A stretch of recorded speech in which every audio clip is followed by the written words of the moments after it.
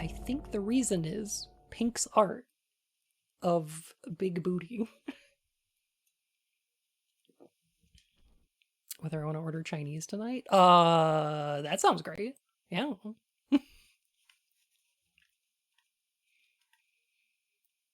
James, you suck so bad. Hi, boy.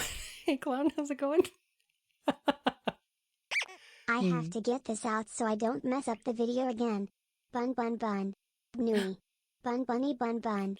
Cute. Bun bun bun. Thank you, Valka. My goodness.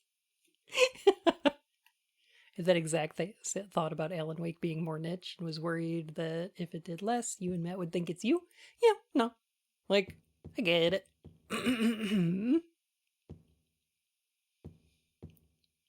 I get it.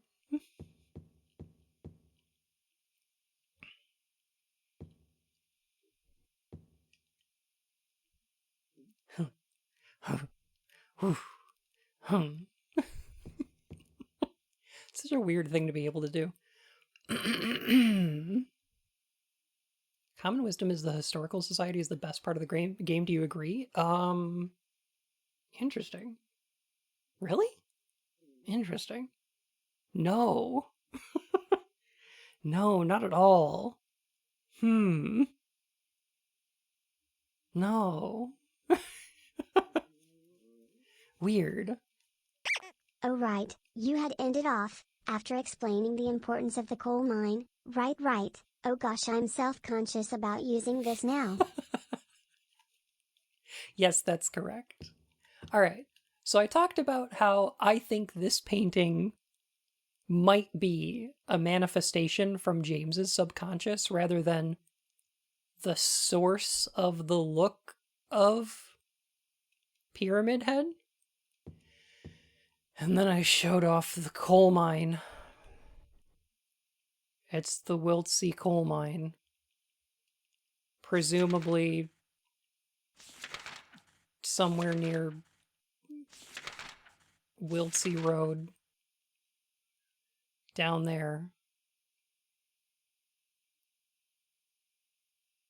Somewhere. Not to be confused with Goatsea coal mine. Oh, yeah. I remember when they opened that one up.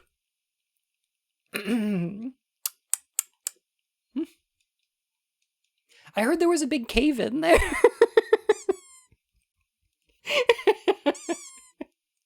You gotta watch out for them sinkholes. It was a big pit mine. The only coal fire in this town was Alyssa. Coal mine was her nickname in high school. Oh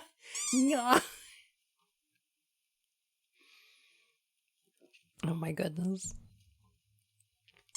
No! No. Heck. Anyway, this is the all of the mention of coal mines in Silent Hill. This is it. That's the end of it. It's the beginning and end. Oh.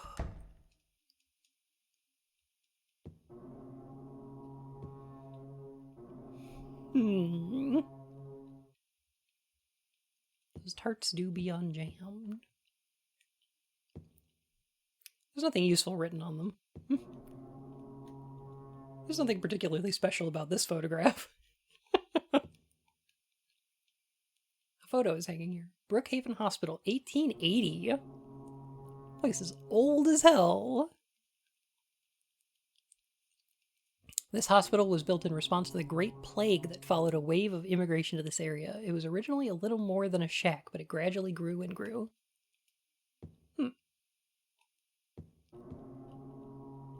Who dis? A photo of the director of the old Brookhaven Hospital. Looks like he was a famous person in town. Huh. So is this the guy that wrote the letter and left us that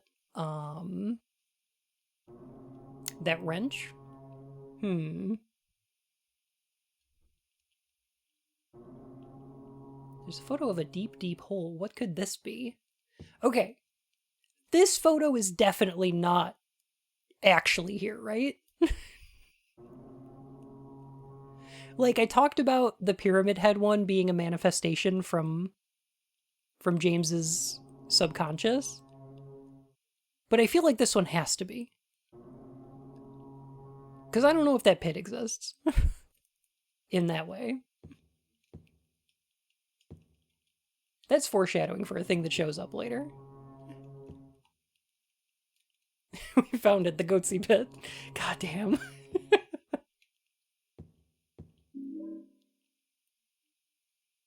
Oh, nice. An obsidian gauntlet.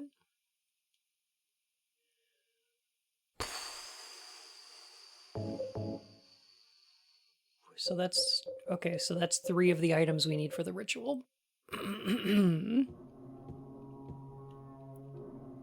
Okay.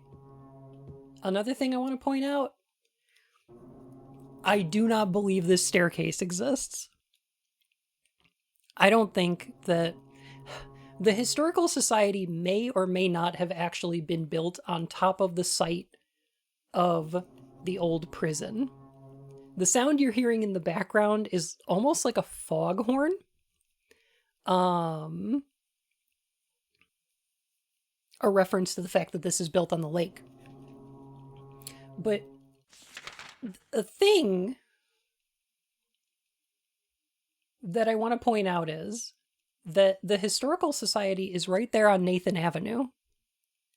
And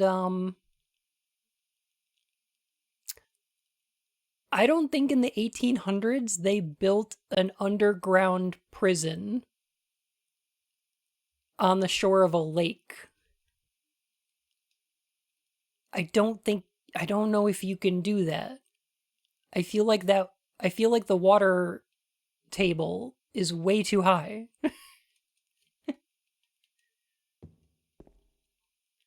Why not? Because it's not dry land.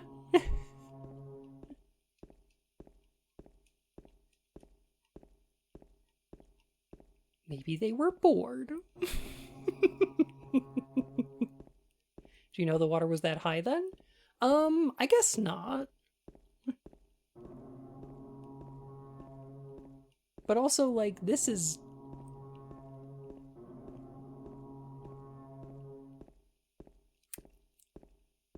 can't be there, right?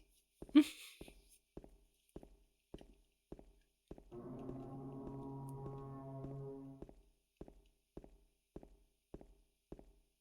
there a cave? Not that I know. Imagine all the time you'd have to fill without the internet. True. Explain the water prison in SH4 then? Well, that was built up.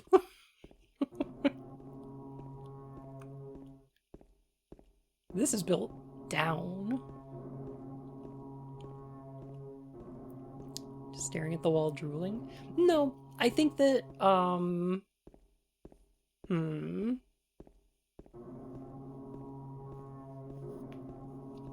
Okay. I think I can explain this in a way that will make sense, but I can't prove it. Okay? So I want you to keep in mind that I don't have any documentation to prove this. However, the spiritual power that resides beneath the town probably latches onto areas and events of emotional distress. It certainly seems to attract people who are in some amount of, with some amount of emotional, I hesitate to say trauma, but I will. There are locations where that kind of thing also happens. Hospitals can be one of those. Prisons would also be one of those. I think that Silent Hill 2 chooses its locations because they are places where people are forced to be in proximity with each other in a way that can be painful for them. The apartment buildings, the prison, the hospital, the hotel are all places where you are not allowed to be an individual without affecting others, right? The things you do in your environment are going to affect the people around you because you're forced to be in proximity with them.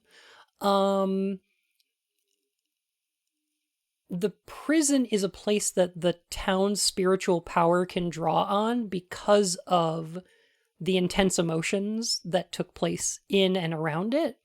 But it's also a place that would resonate with James, who feels guilt over a crime committed.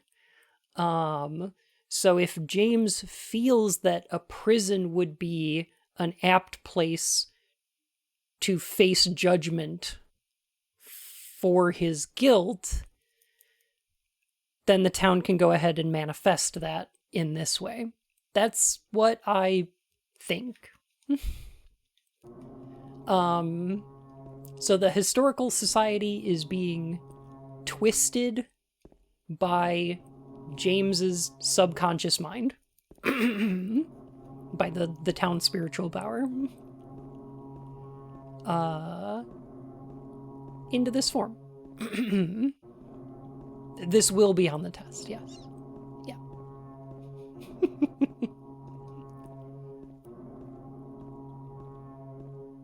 No, I'm not running. I'm going to keep walking. There we go.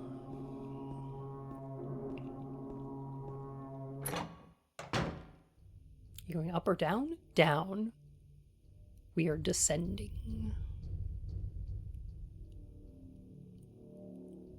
September 11th, 1820. This is this is fascinating because the Silent Hill games usually go out of their ways to not provide dates for anything.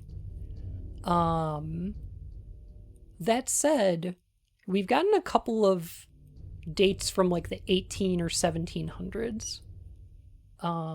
It's just that we don't wind up seeing anything from like the 1900s.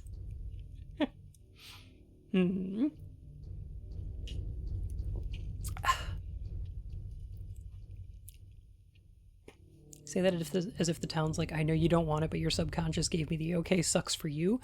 Have you ever had a dream that feels that way? Because, like, anything you see in a dream is being manufactured by your own mind. Like, your brain gave you consent to give you that nightmare, right? Whether you wanted it or not.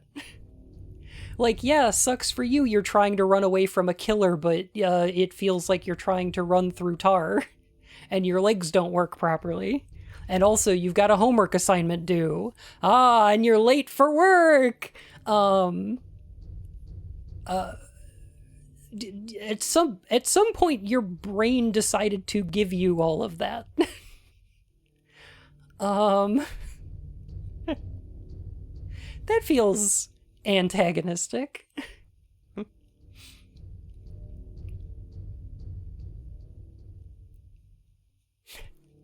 Don't worry about all that because your teeth just fell out. Yeah. I can't read the rest. What is this?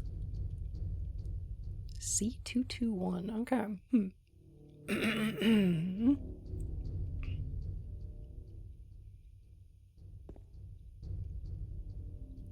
Eggs already don't work properly. Well, that's fair.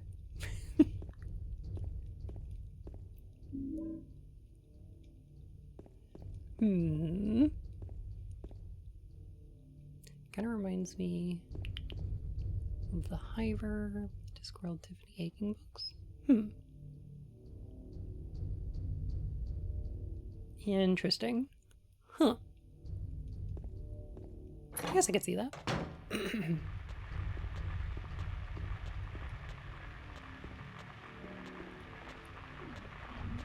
Anyway, I think the idea of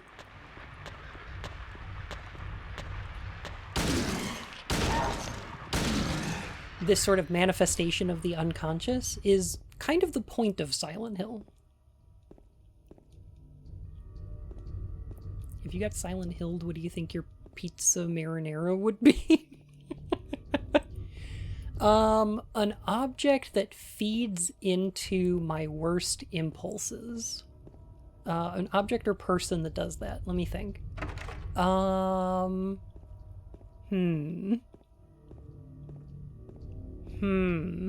my worst impulses?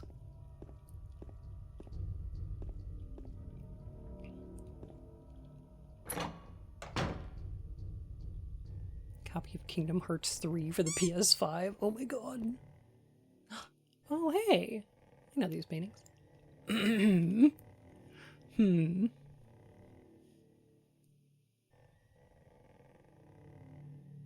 love this growling noise. Welcome to the desert of the real. All for the purpose of turning human beings into this. Copy of MGS4 in an OBS setup. I think that feeds into my best impulses.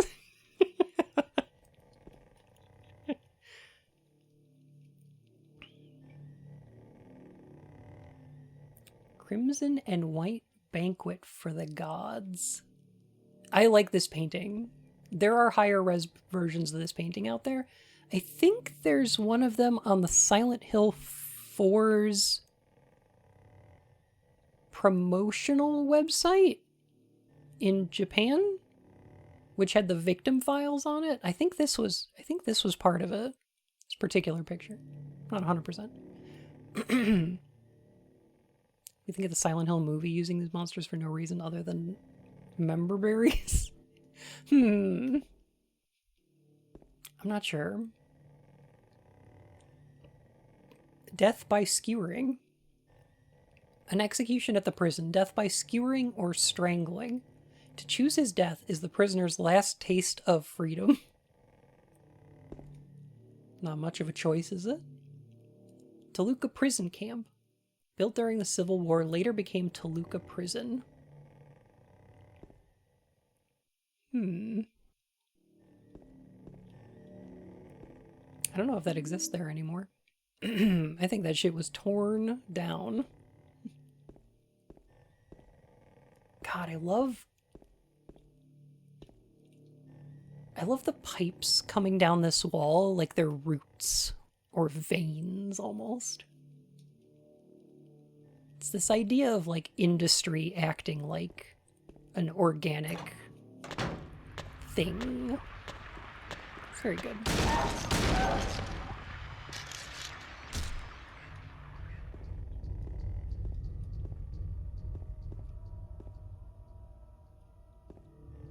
I like the Silent Hill movie. It's fun to make fun of the really silly backfiring fan service parts and the rest of it. The rest of the time too. I think Silent Hill, the movie, I have mixed feelings.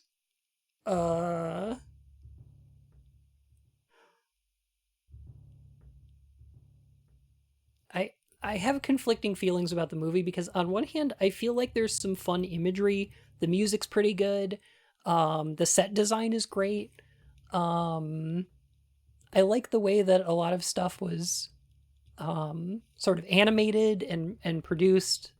Like all that stuff's really entertaining. Dumbressa, thank you for the 25 months. Oh my goodness. Yeah, fuck Christoph Gans. But I also feel like I really hate that they turned Alessa into a villain. They're like, oh, Alessa's made a deal with literally the Christian devil to get revenge on everyone. And I hate that. That sucks.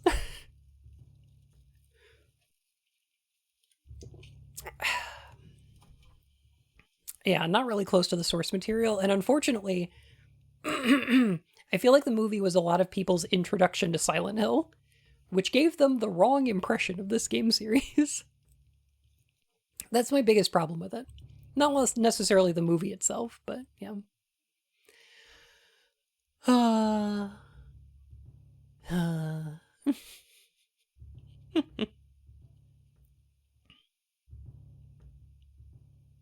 It's mostly kind of, yeah. Also, there is a hole here. It's not gone now, but there is a hole here. The hole's dark and I can't see anything. Will you jump down? I feel like there's something metaphorical to be said about James looking down into a hole and not being able to see the bottom and being asked to jump anyway, or forcing himself to jump anyway. There's a bit of a theming that's brought up earlier where there was a note, not just there was a hole here, it's gone now, but there's a note earlier that said, why don't I just look at it? Why don't I just look at the note?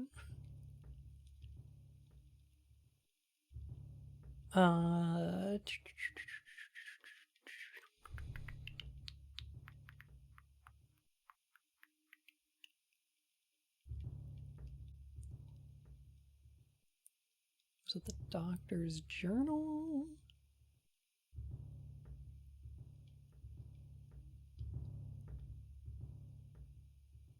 Key to that box.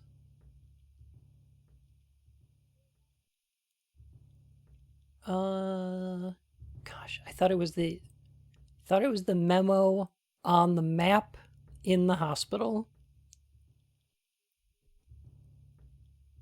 I don't know if we kept it. Map found on bar? No. The key is in the park? No. There's a letter and a wrench? This is the one I was thinking of. There it is.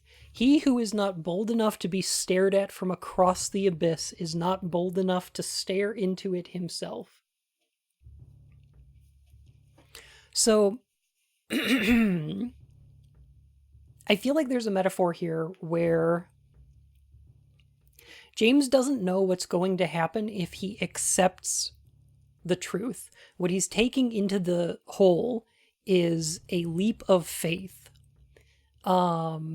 This seems ominous because he knows that it's going to be bad if he faces what he did, but also that he can't see the bottom. He doesn't know where this ends up.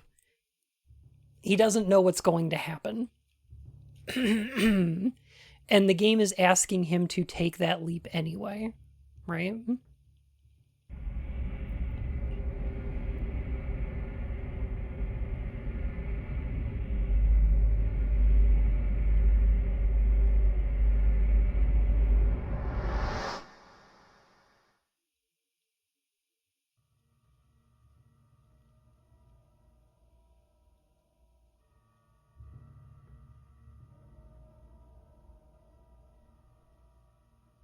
The reflection of the well in the water down here is really good.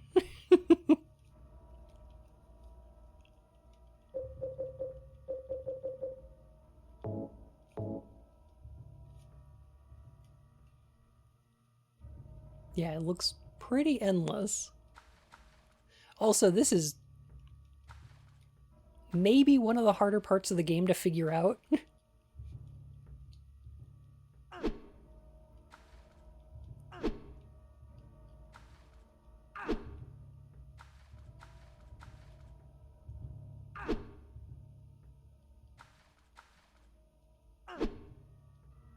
Seems important the player has to choose to jump, unlike doors you just step through. Mm-hmm.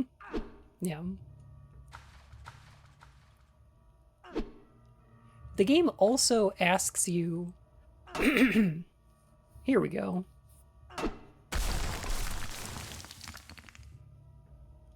See, that's a little obtuse. Right? I know this is an old game, but this aged well. I've been thinking. As far as I can tell, most instances of water in this game are specifically stagnant, which I think fits well with the themes of infection, reflection and confinement. I 100% agree with that, yeah. That's a really good point. There is confinement in this well. There's the reflection of the abyss below us, and stagnant water is a source of infection or uncleanliness. It's a really good point, especially because there's an aspect of this game where you're peeling off the veneer of the outside and there is something underneath. Like picking off a scab and seeing like the pus of the world itself, that like the environment has become infected. And when you're in the historical society, you see that one of the walls is busted open and you see that staircase leading down into this prison. When you're in the well, you have to destroy this wall in order to reveal this door that leads further.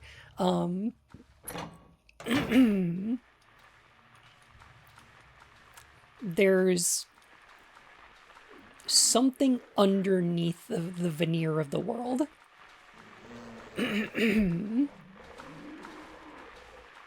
it's interesting because in Silent Hill 1, it's like the world is being taken over by the nightmare. In Silent Hill 2, the nightmare is more like the world peeling back to reveal the nightmare underneath. Right? Also, for a PS2 game, pretty good water effects. This water's pretty good for PS2. Do y'all remember when water effects used to be like a benchmark for video games? They used to be like, oh, how do you tell if a game has like really, really good graphics? How good its water is. Spiral writing key.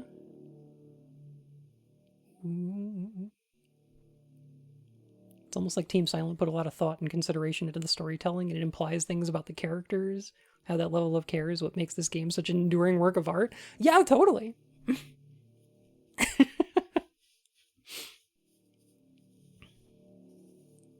I do remember hydrophobia, yeah. Cool. Flashlights out.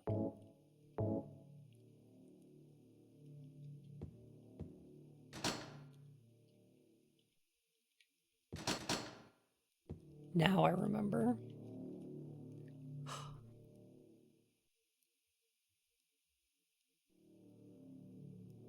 Sounds like a direct cause, like an infected wound.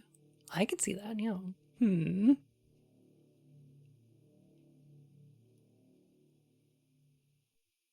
anyone see this? Yes, Baz. Is this thing out of batteries? It won't light up when I press the switch. So now we use the cell batteries. Oh! Ah! Look at all them buggos! Look at them all over the place! Oh god!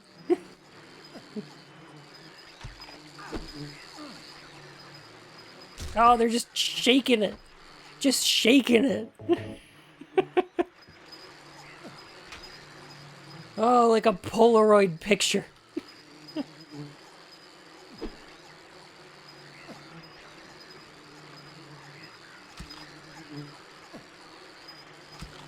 Oh my gosh. Alright. You buggos need to cut it out. You need to stop. Take that. Alright. Oh god, there's more.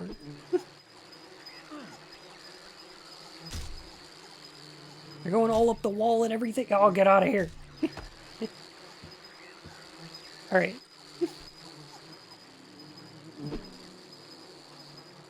I need to escape. James, stop it.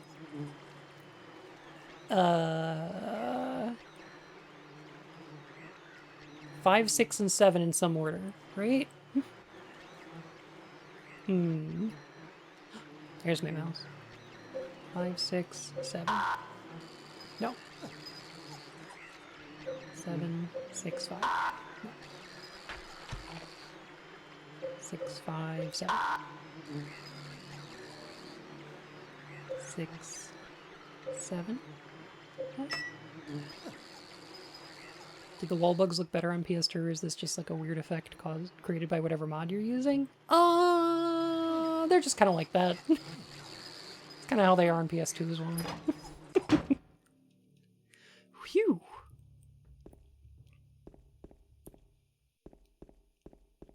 It was a little difficult to like animate that many bugs individually, so it was just more expedient to put a couple of bugs on a mesh and then move them. They're kind of goofy, but I like them. Are they supposed to be something specific or just generic bugs? That's a good question. They are just generic buggos. I'm pretty sure to fit with the infection theme in this game. There were buggos in Silent Hill 1 as well.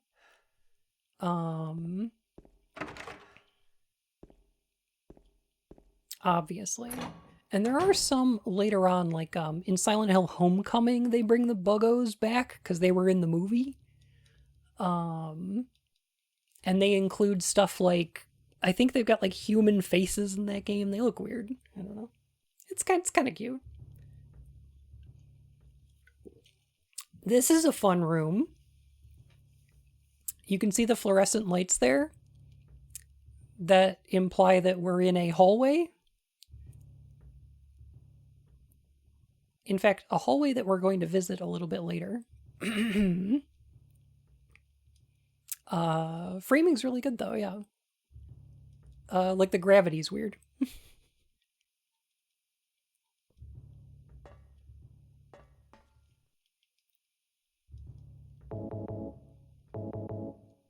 There we go. I want to keep in the green.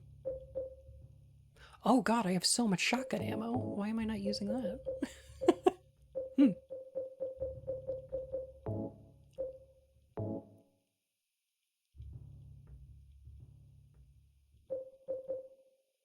Mary?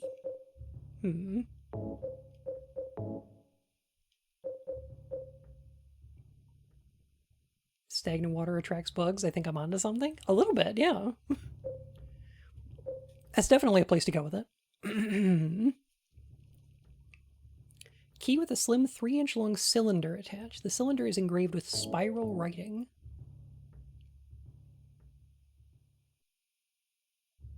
That's cute. It reminds me of those code ciphers where you wrap a piece of paper around it and then you like write throughout, you know. Those are kind of cute. It's so much ammo at the end. I'm doing this on easy, yeah. I think maybe I should have done this on normal.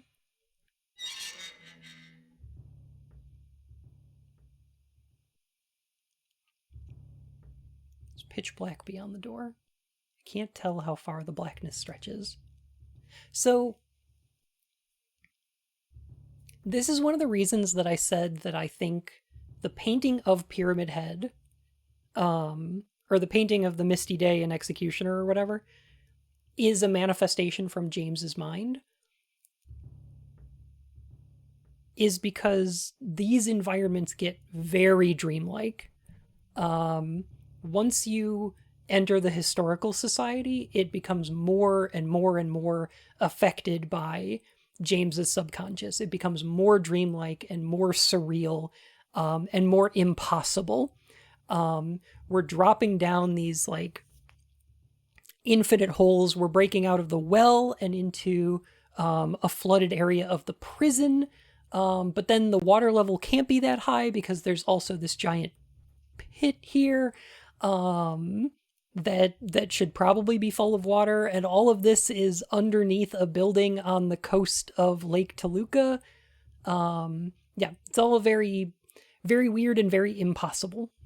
And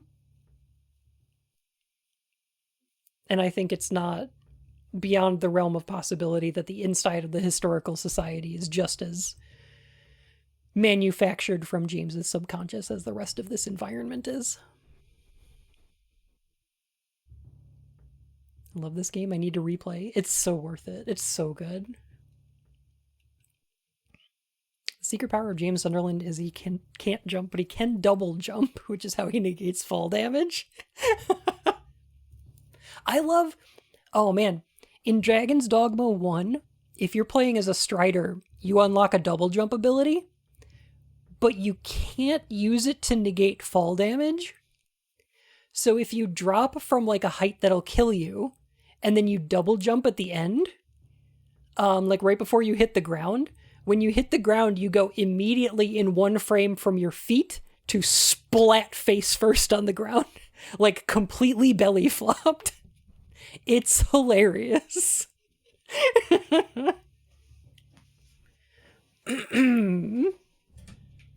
Yeah, instant gravity. It's very funny.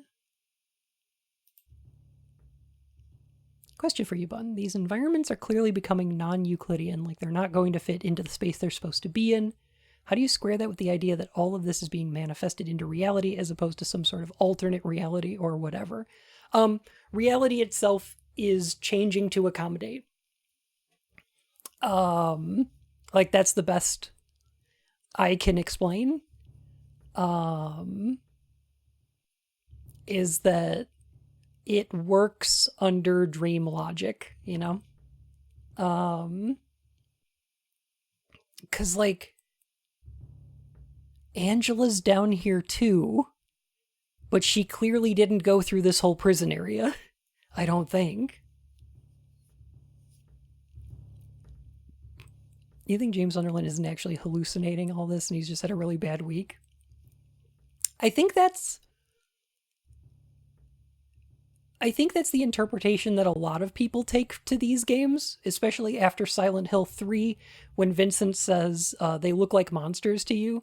A lot of people took that to mean that everything that's happening in these games is just a hallucination, and I don't think that's true. And is also kind of a boring explanation.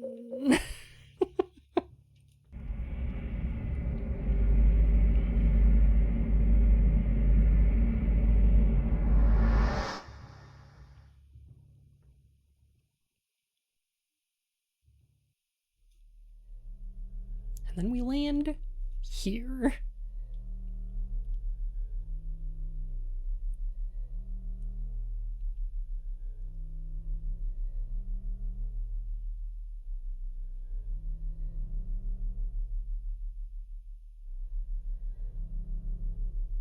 Killing a person ain't no big deal. Just put the gun to their head. Pow. Jeez. You killed him? But it wasn't my fault. He made me do it. Calm down, Eddie. Tell me what happened. That guy, he had it coming. I didn't do anything. He just came after me. Besides, he was making fun of me with his eyes, like that other one. Just for that, you killed him? What do you mean, just for that? Eddie, you can't just kill someone because of the way they looked at you.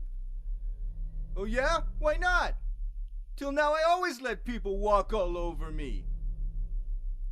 Just like that stupid dog. He had it coming too. Eddie. I was just joking, James. He was dead when I got here, honest. Anyway, I gotta run. You're going out there alone? Yeah. Eddie! Jeez, Eddie. Jeez, Eddie. You can't do that. You know what's weird about this one? A lot of the character models of dead people that we see are actually just James's character model. This one doesn't quite look like that. I think there's two things going on here. One of which is It almost looks like Harry Mason's model from SH1. With like the jacket and the, I don't know. To me, kind of looks a little bit like Harry's model. It's not, obviously, but like, I don't know, kind of similar. Maybe it's just a cute little thing for the player. Cuz it's not Harry Mason, obviously. But the thing is that I think this is one of the manifestations from Eddie's mind. This is not one of James's. What we're seeing is part of Eddie's nightmare and what he's going through. Yeah. It's one of the things that I find really interesting about this game is that we wind up seeing parts of other people's subconscious, not just James. A lot of people look at this game and they're like, oh yeah, everything in this game represents something from James's subconscious or nightmares, but that's not entirely true. Because what Eddie is doing during this game is going around town and eating pizza and meeting people that are making fun of him and then killing them for it. And it's just feeding into his darkest impulses the whole time, right? And I think this is one of those manifestations that is being made by the spiritual power for Eddie in order for him to kill.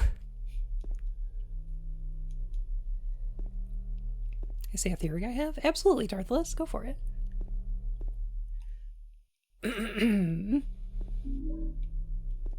Goes around town eating people? Yeah, no, I don't think so. I don't think he's eating anyone.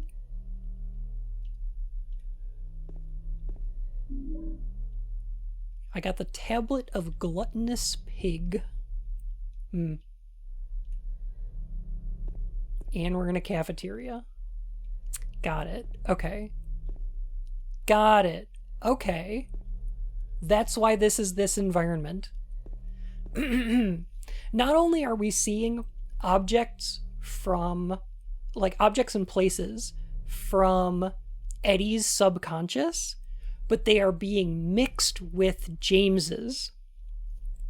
The town is fat shaming, yes, because it knows that Eddie's going to retaliate for it. Like, that's why it's doing it.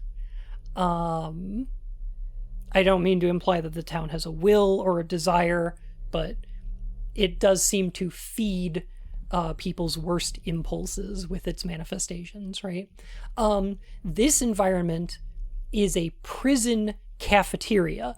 A prison because James's guilt over the crime he committed.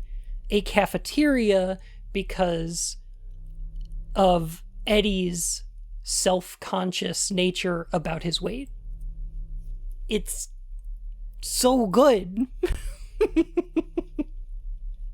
Their nightmares, their manifestations are mingling. They're affecting each other. It's not just one or the other.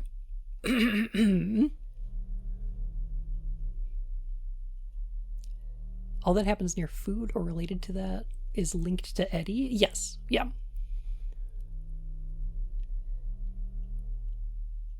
I think I agree with that. Absolutely. Yeah. Eddie is manifesting people that are making fun of him because that's what Eddie believes other people do to him. And he's shooting them because that's what Eddie actually wants to do. Yes. Yes. Absolutely. Yeah. Can we have a pizza party? Sure. I don't see why not. Y'all have been great employees. We're all a family here, and I think we should reward you with a pizza party.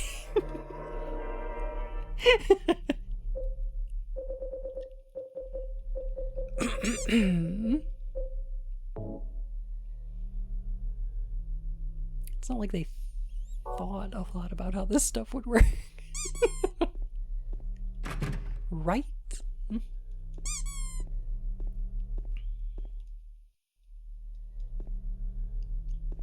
victims of family and stuff. I think you might be right. No! No. The body is marked with bullet holes. I want to hear Bones' opinion on the remake. I think it's going to be terrible, and I'm terrified that it's not going to be bad enough. I'm worried that it's going to be mediocre, because if it looks good graphically and it plays okay, then people are going to play that and then think that that's what Silent Hill is.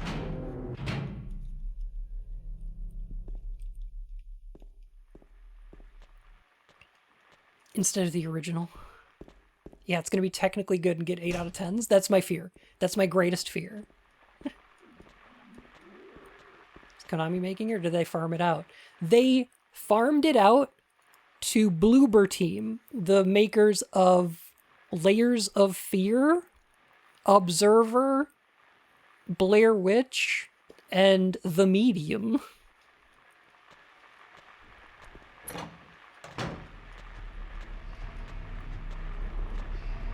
Fucking transphobic pieces of shit. You're banking on the remake being shitty. I know it's going to be shit. I'm worried it's not going to be shit enough.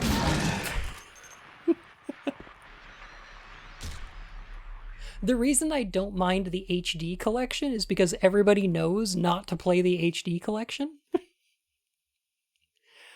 I don't know. They've got nothing to do with me, though. A blackboard. Whatever was written on it is all faded and I can't read it. You know how I feel about Star Wars Fallen Order and Survivor? Interesting.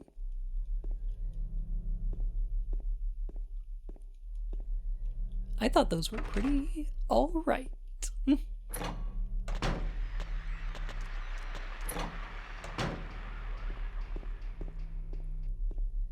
I mean, it's not like Star Wars can get any worse. I hope Hideo Kojima's having a nice day. He was hanging out with Sam Lake yesterday, so I'm sure he's doing alright. Why would you say that? I mean...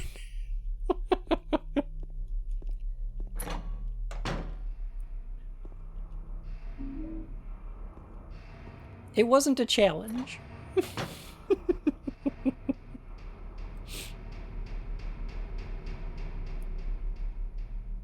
The balls to try and change it, you know?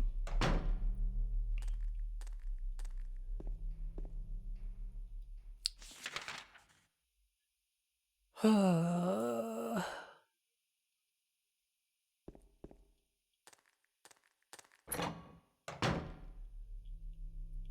are you a witch? Define that.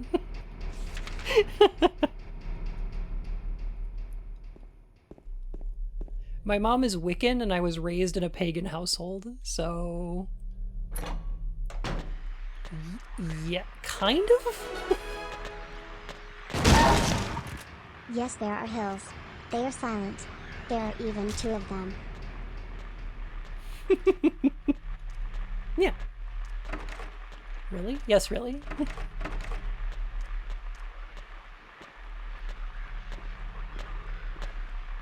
I don't know, kinda. The Seductress. Oh, I hate that. One is cultural witchy but not practicing. That's correct, yes. That's a good way of putting it.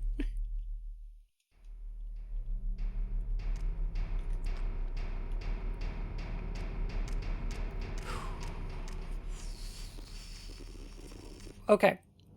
So I'm going to say something that I don't like.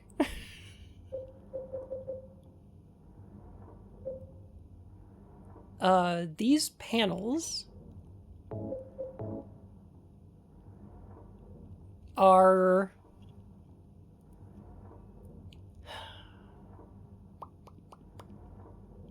okay. Artistically, these paintings look vaguely Aztec, Toltec, that kind of that kind of thing.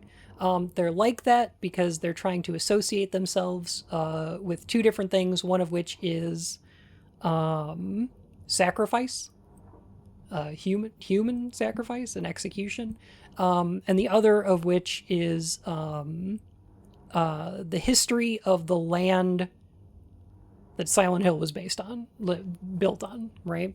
The colonization of native land is sort of an important point in not only Silent Hill, but also a lot of like Stephen King's writing, a lot of Lovecraft's writing, a lot of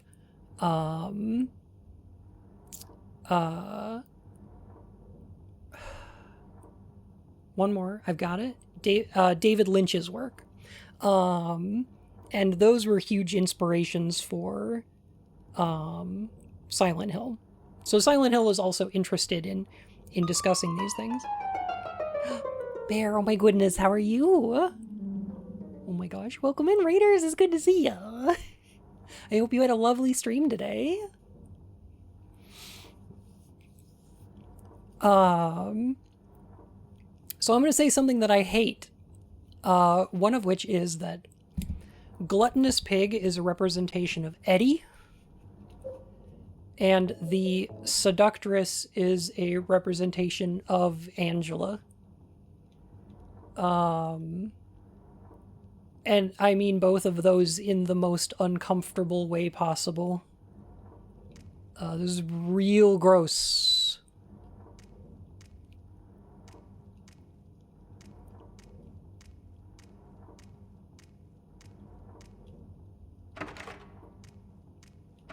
Oh, it's awful. Yeah, purposefully awful, I'm pretty sure. The tablets are victim blaming, but it's not like it's not the game victim blaming or fat shaming. It's the world itself is doing that. The discomfort is intentional. I believe. That said, Seductress could be Maria. Certainly possible.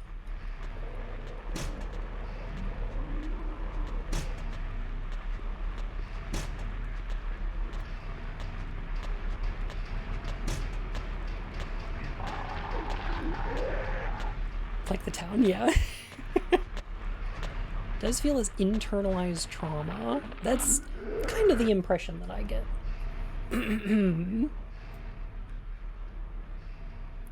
How these characters either see themselves or, and this is going to be like kind of a leap, but how the characters think that the world sees them. Like, I don't know if Eddie sees himself as being fat so much as he believes that other people think that he's fat, you know?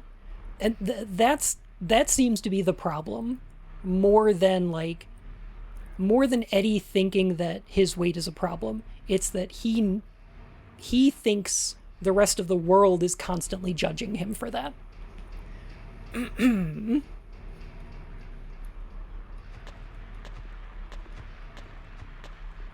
It's a weird form of projection, you know? I think Blooper Team is going to go on and making fun of Eddie fat. I'm going to be honest. I think that the Bloober Team remake is not going to change the script of the game at all. I think that the text in the Bloober Team remake is going to be literally the text that's in Silent Hill 2. I don't think that they're going to think that it's a good idea to change any of that. I think that it's going to be a worse presentation of that text. But I don't think the text is actually going to be different.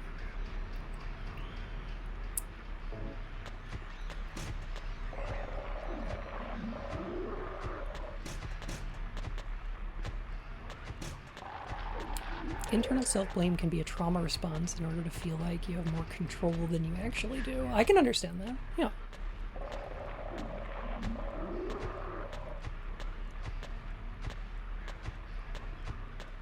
So, I want to point out something that I think everybody knows. And that's that there's an invisible character model inside this cell here. Like, you can aim at it. And it says the word ritual in a really low voice. It's weird. Just a completely invisible character model. Cute. Yes.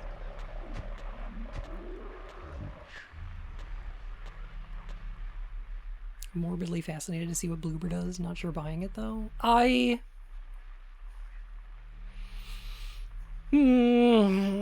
I'm probably gonna have to, aren't I? Oh, God. What is your biggest bun fear that could be used on Silent Hill? Like my fear... What do you mean? Like, if I go to Silent Hill, my biggest fear that would be used against me by the town's spiritual power? Or do you mean, like, my fear of what the next Silent Hill game's going to be?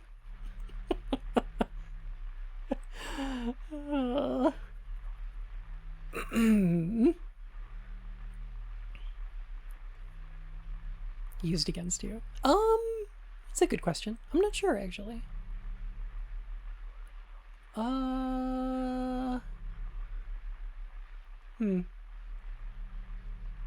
you see if you went to Silent Hill? I'm not sure. I don't wind up remembering a lot of my, like, dreams or nightmares. So... I'm not sure I can speak to those in any kind of way. Huh. I got a wax doll. Oh, it's cute.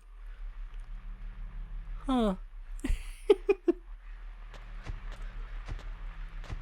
Books are scattered all over. Black Magic from the Abyss, Resurrection of the Dead. The Chronicle of Agrippa. Manuscript of the Iron Rings. I guess I shouldn't worry about these too much.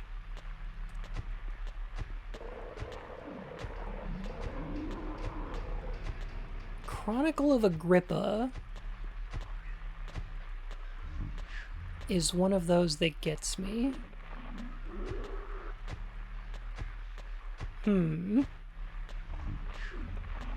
I think that is a reference... I think that's a direct reference to a Lovecraft story.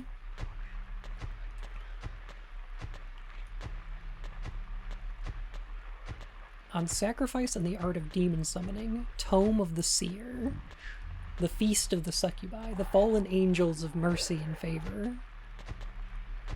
So I shouldn't worry about these too much. Wrong! Agrippa, my ball! Got him!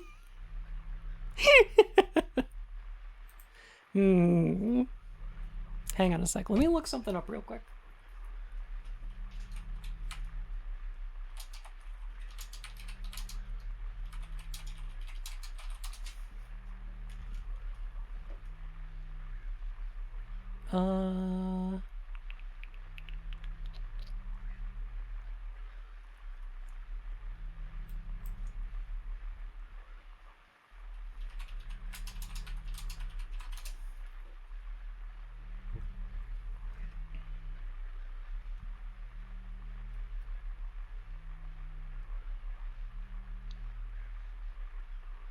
Okay. What I'm thinking of is the Book of Abdul,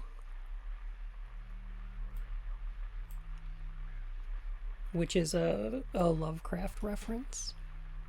What is Agrippa?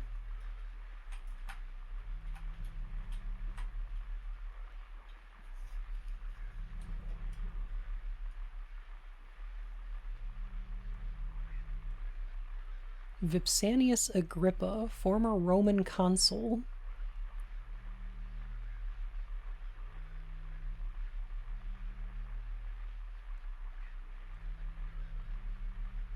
Books of Occult Philosophy by Heinrich Cornelius Agrippa. Here we go.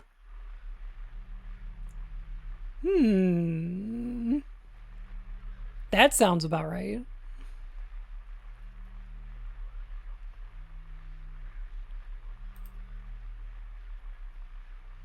I love when Silent Hill takes its, like, Silent Hill pulls almost all of its cult stuff from real world occultism.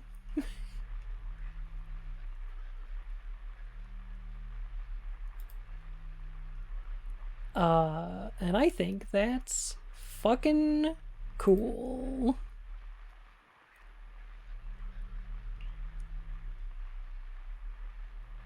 Here we go.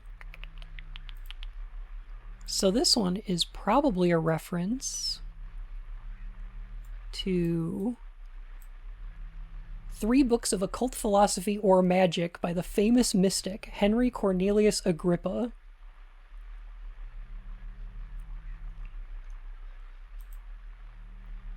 Published in 1898, but the originals were from the 1400s, I want to say?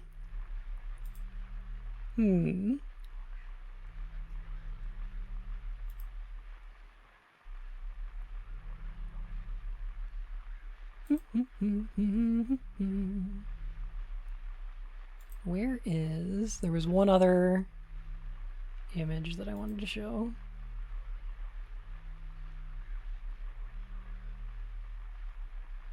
Got it. Okay. Just found this in the Library of Congress.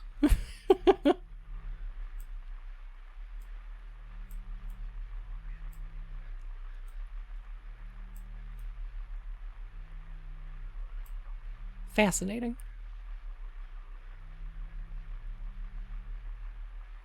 Pre-Wikipedia occultism. I know, right? It's cool stuff.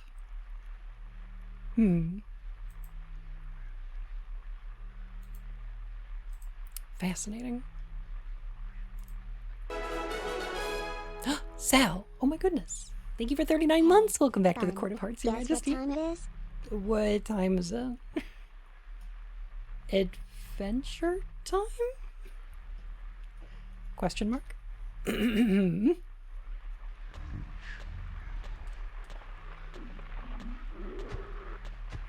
Feast of the Succubi and the Fallen Angels of Mercy and Favor. I'll betcha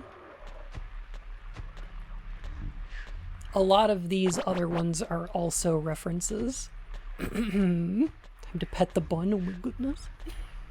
Thank you for the pets.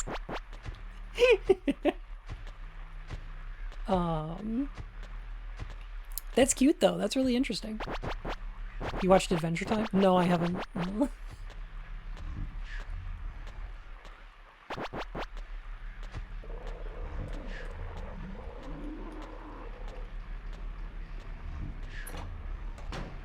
I'll have to visit the Library of Congress. What are we gonna find there? Occult shit.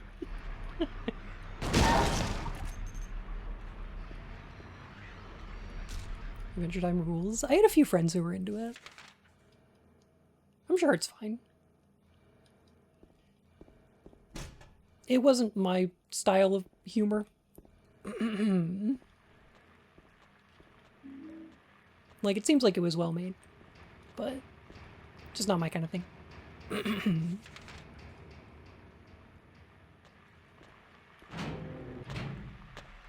Ah! I do like how the lying bodies are like slightly wet. They're just a little bit glossy. There are bloodstained clothes here. Cool.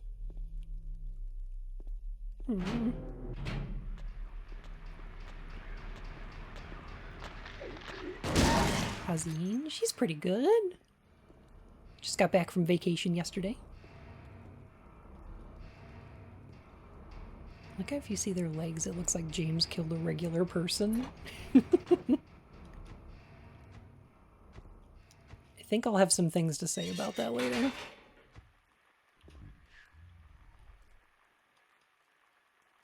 Whee!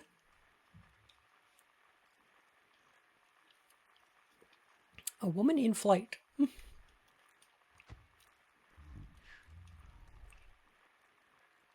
I really like this one. This one's really cool. Oh, I get it. Right. That's blood, right? It's fire. This is the hotel on the other side of the lake.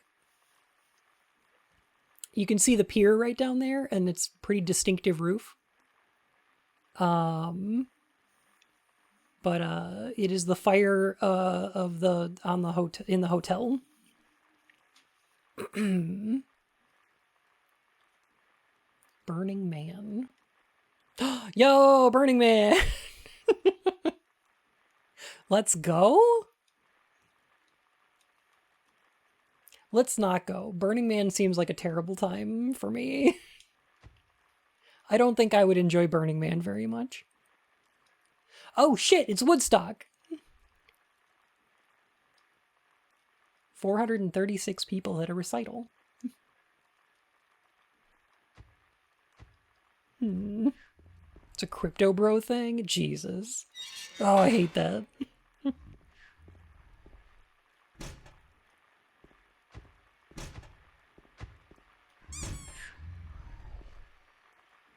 Yeah, what about the ritual?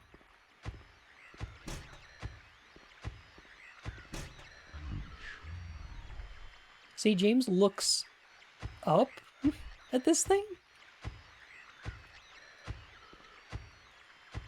And you can hear your radio going off. But there's nothing there.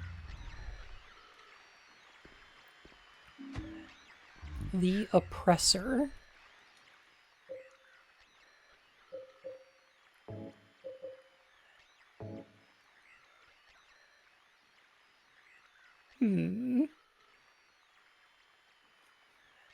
So, in my opinion, if the gluttonous pig represents Eddie, and the seductress is a representation of Angela, then the oppressor is going to be James. I want to hear your opinion on the Silent Hill comics. I'll go into them more in depth one of these days. They're very bad, though.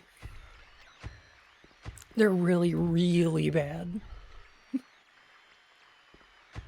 a lot of Jesus imagery in this room. Oh. Oh, thank goodness.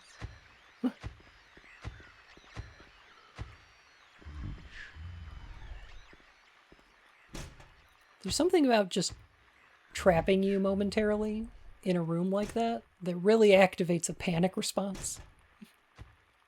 But also, the fact that we pick up the oppressor plate in there, followed by being locked in that room, being forced to stay in there, being imprisoned in that cell, I think kind of hammers home that that is supposed to be James, right? That's supposed to be the crime that we were locked up for, right? The ones that Linkara covered were really bad, but the rest were really, really good. They're all really bad. The downpour ones especially. But,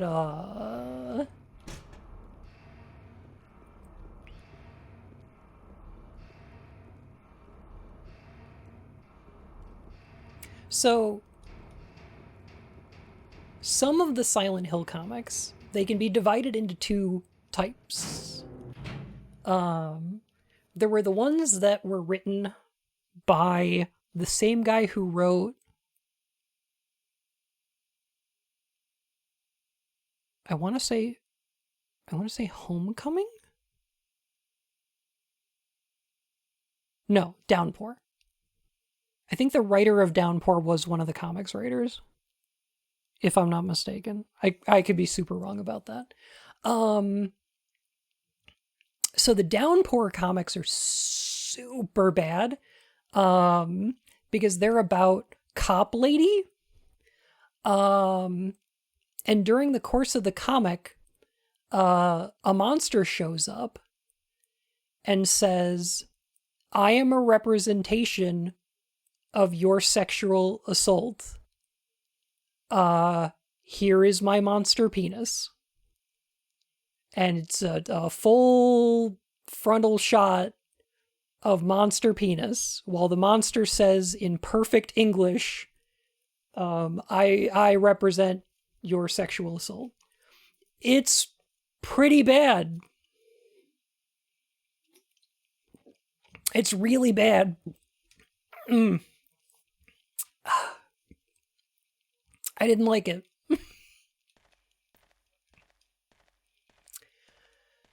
That's real? Oh, yeah. Yeah. Yeah, I don't know if I recommend looking up the the Silent Hill Downpour comics, but yeah, that's real.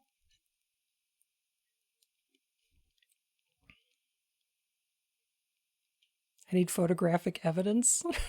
the comic. I'm not no. I'm not putting it on screen because it's got monster penis. I don't think I can show that on stream. I'm not going to do that. But yeah, it's bad. The other Silent Hill comics are there's a couple of different storylines. One of them is there's a little girl that basically runs Silent Hill. She's like a little 7-year-old who like controls all the monsters and like murders people and stuff and says the fuck word. She like swears in every line of dialogue. And then murders people. And I don't know who she is, but you know, she's the villain of some of the comics. That's like, yeah, that's her thing. And then there's the one where there's a bus full of cheerleaders that go to Silent Hill and they get attacked by a bunch of pyramid heads. So they all pull out like guns and chainsaws and start killing all the monsters and like driving through town like it's fucking Mad Max. The comics are bad. They're bad. They're really bad, okay? They're so bad. It's definitely a Resident Evil vibe. Yes, for sure. They're interesting. They're just really bad.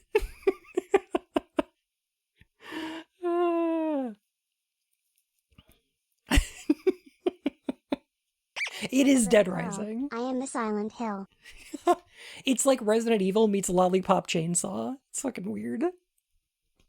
It's a me, Luigi. That's a mama Luigi to you. Luigi, thank you for the follow, my fur and whiskers. How you doing? Do you need a hug to work through the bad Silent Hill comics work hurting you?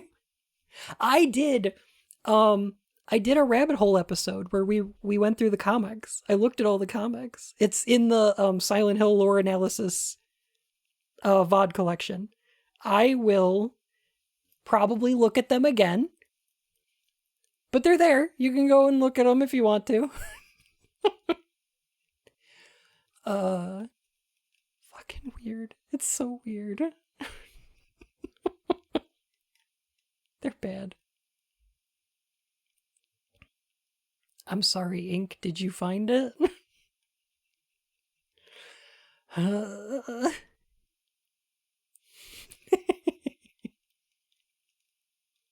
You know what they say. All toasters toast toast. I give you blood to atone for the 3 sins, is written on the top of the engraving. Beneath the engraving are 3 square depressions. You know who's got square depression? James Sunderland. This boy. Let me tell you.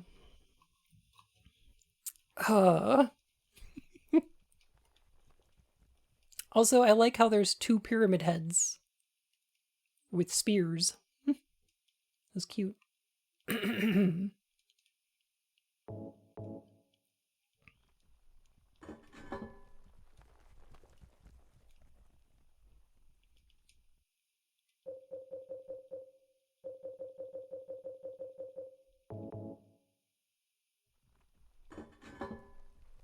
Please walk backwards off the gallows. Now there's two of them. This is getting out of hand. I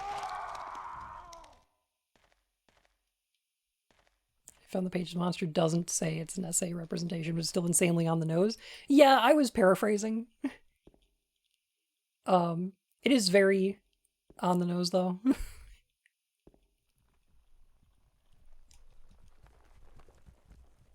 That was a scream. It was a good scream.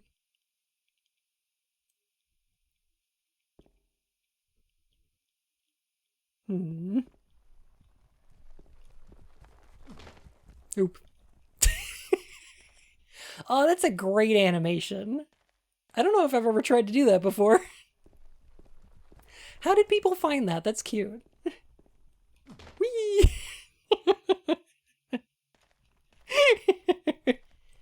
Aw. Thanks for letting me know about that. I don't know if I knew about that before.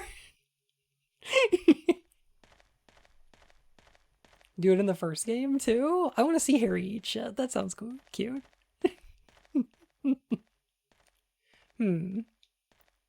Pig is in the middle, below the person being killed by the pyramid heads. I wonder what that means. Interesting. I wonder.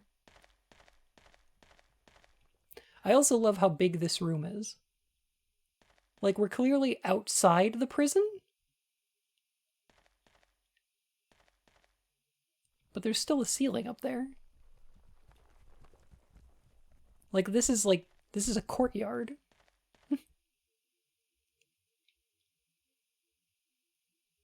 But it can't be because we're so far underground, right? Ah. And what do we get for that? A horseshoe.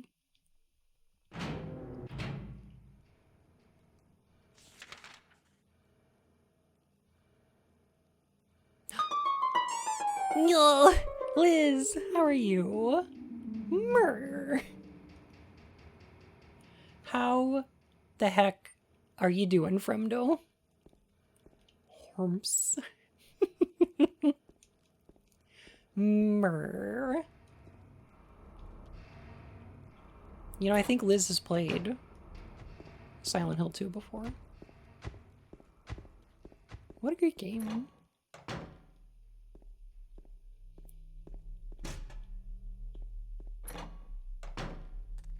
Bestie walked me through it. Aww. Heck. My pizza.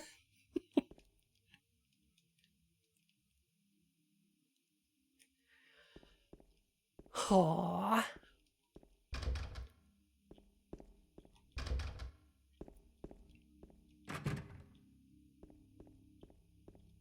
Gonna be RB, no problem. Well, welcome on in, y'all. I love to see ya.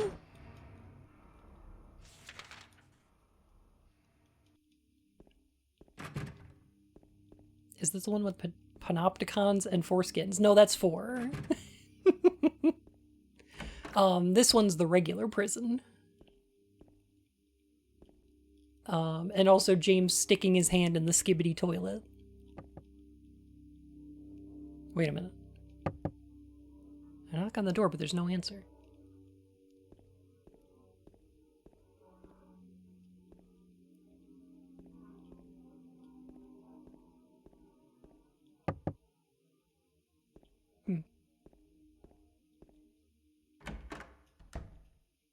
Bun, please do not say that. Okay.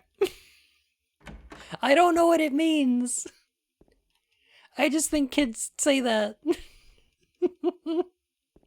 People say that, right?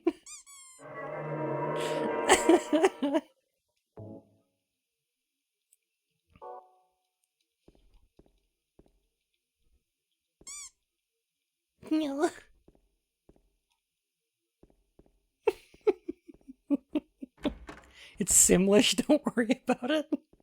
Okay, I won't then.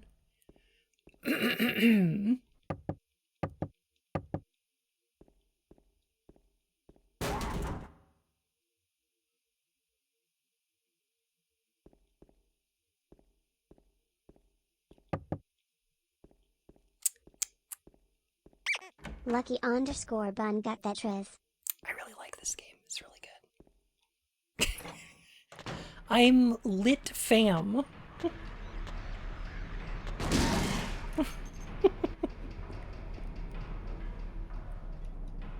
You okay in there, buddy? No, they're having a rough time. Also, look at that little tea set. How cute is that? Is that one of the random sounds that only plays in certain playthroughs?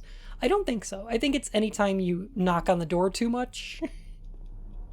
That'll happen when you start leaving the room. It's really good. I like it. There's a magazine here. I've never seen it before. It's probably a locally published magazine. Oh, look at that. That's the boat that went missing on Lake Toluca. Toluca Lake, the town's main tourist attraction. This clear, beautiful lake has another side as well. It may seem like just a typical ghost story that you might find in any number of old towns across the country, but in this case, the legend is true. That is where the arcade takes place. Which is so fucking silly.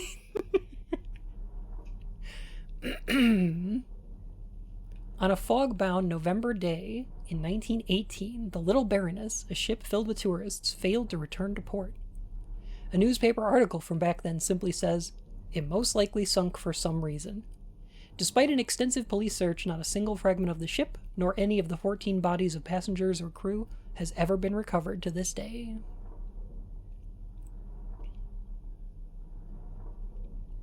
Yeah, I love me some shotguns in video games. They're pretty good. IDK probably sunk Lamau. In 1939, an even stranger incident occurred. There are many pages torn out. Many corpses rest at the bottom of this lake. Their bony hands reach up toward the boats that pass overhead. Perhaps they reach for their comrades. The bow guy was drunk.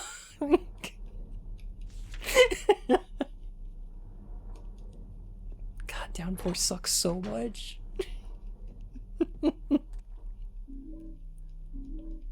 Let's go. Hunting rifle. Why does the lake contain so many corpses? In the 1940s, there was an outbreak of illness, and here we go. Way to go, Tarthalos. There was some kind of illness that broke out in the town. A lot of people died from it, and they dumped them in the lake, I believe is the explanation. I think it was an outbreak of cholera, but I'm not 100% on that one.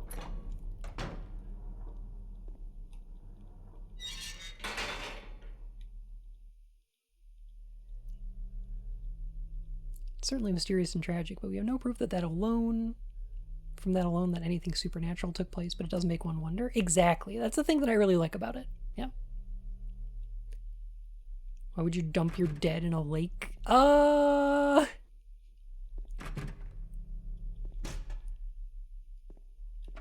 mean, where else are you gonna put them, huh? Late Spanish flu? 39? Yeah, maybe.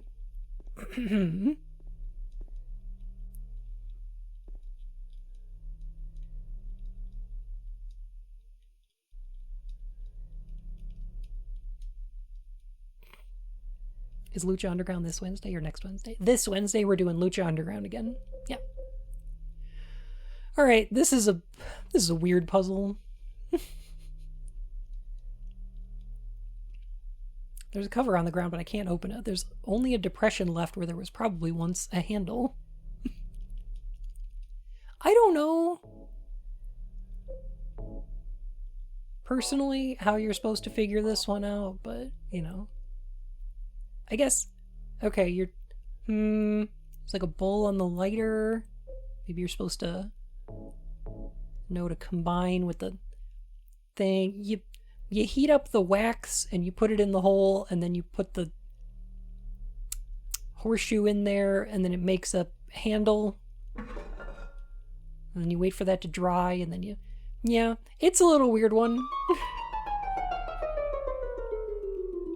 It's a weird one. Hey, voice of dog, how's it going?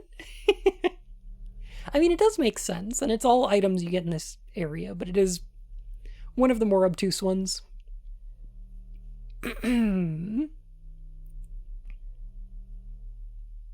Yeah, it's not very intuitive. Oh my goodness. Dog, it's great to see you. I hope you're having a wonderful day.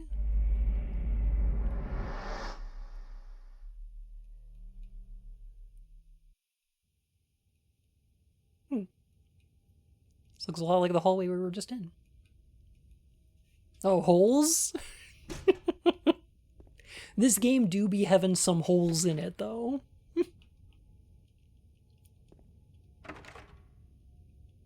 Sorry, what? As I approach the door, I get a whiff of some rotten smell coming from inside.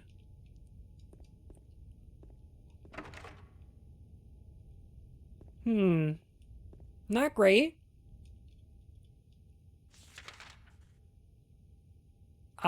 I do quite like that we're in the basement of this prison. There's a rotting smell coming from behind these doors. And also, in front of us is a door that does not exist on the map.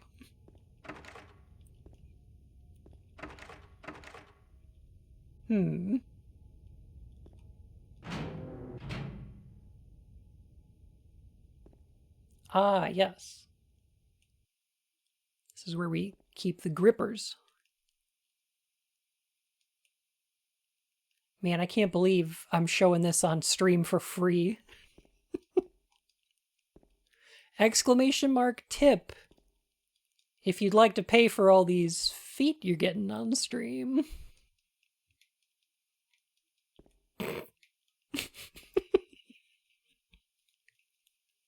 Did that just move? Or was it only my imagination? When these people are dead.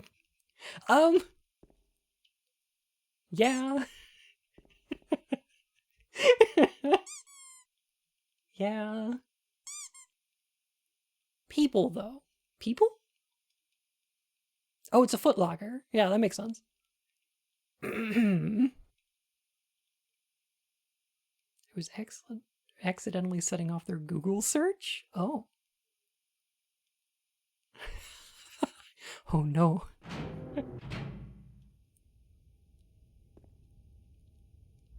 This corpse? Into this hole? The corpse hole. Love it. The only feet I want are the pair of lucky rabbit's feet, and those are hidden still, so no tip. Tipping is out of hand. Living wages for dead feet, people. Wait. My goodness. Corpse hole, perfect place for James. So, there's an ongoing theme in this game where James sees corpses who look an awful lot like himself. There's a lot of imagery in this game regarding James's own death. And one of the most on the nose examples of those is James, if you want to see Mary again, you should probably just kill yourself. I think you might be going to a different place than she was, though. Written on one of the walls in this game. That's pretty... It's pretty on the nose, but it's a good lead up to the in-water ending of this game. Similarly to how I said the bad ending of Silent Hill 1 really makes sense because the game is about nightmares and dreams and second guessing what's really going on in the game. like questioning reality, behaving like a dream, and then you find out that, oh, Harry Mason died in the car crash and this has all been a dream. It's a good lead up to that. It makes a lot of sense. Same with the in-water ending of this one, where James winds up taking his own life over the guilt of what he did to Mary, and jumping down a hole made for corpses is just another one of those. I can't see the bottom. James? I'm right here. Hello? I'm very visible? I don't know what you're talking about. How far does this thing go? My theory is those dead bodies are James's previous attempts to beat the game. That's a little creepypasta.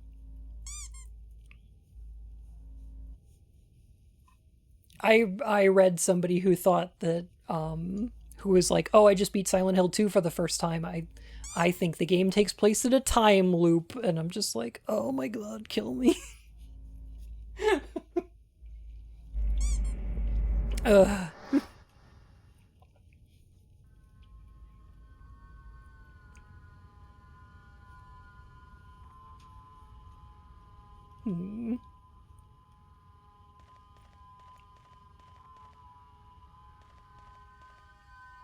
So this is an interesting area.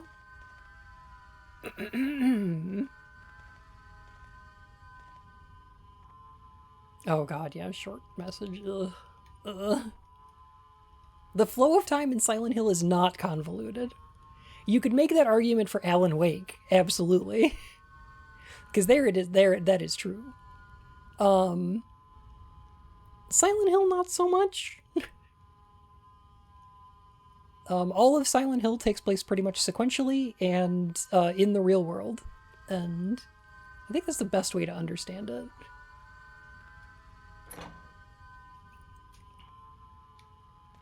So this area is interesting to me because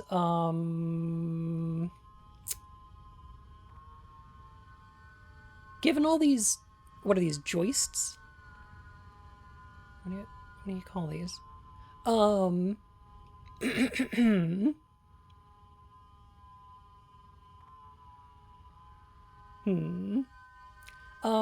Given the ceiling held up like this, I feel like we've exited the prison and we're in some sort of...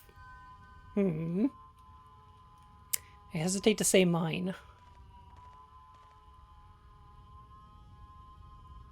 I don't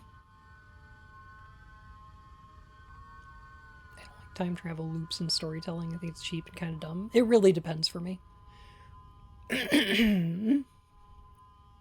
Another hole. Do I really have to drop through it?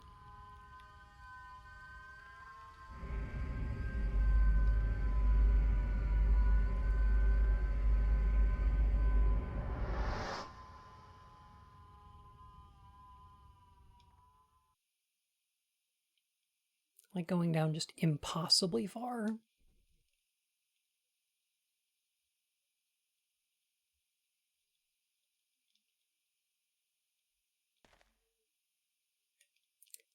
This looks like an industrial elevator over here.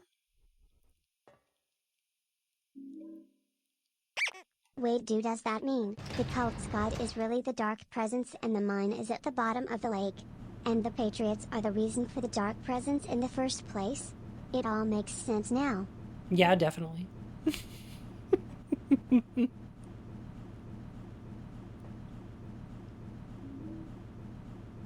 And we're going further down.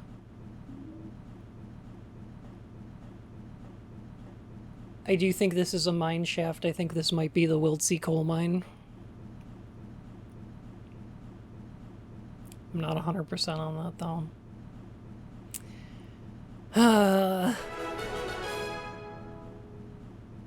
Nope, not Is this that game where people are metaphorically punished for their sins?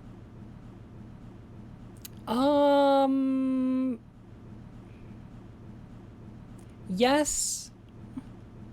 But it's like a self-punishment. It's really just James. Also, hi Blurst. How you doing? Oh, this doesn't look like a mine, though.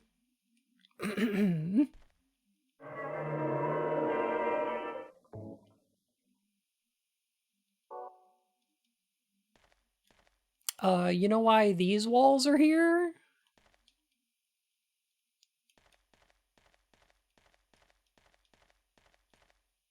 Because these are Angela's. Let me go on break for 2 seconds. I gotta use the washroom. But I'll be right back. Y'all hang out for a sec?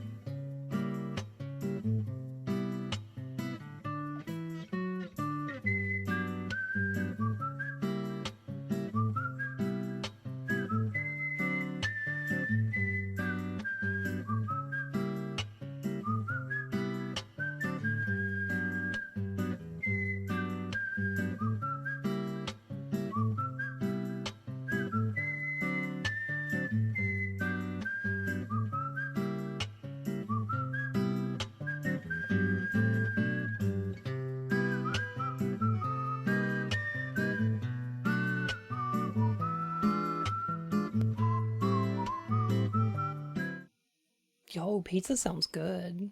Oh, that sounds great. Hello, how's it going, y'all? Heckin' good to see ya.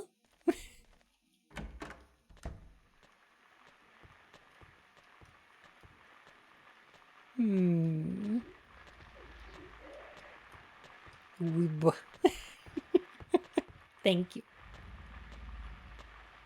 Can't get through here because the wire stretched across the path.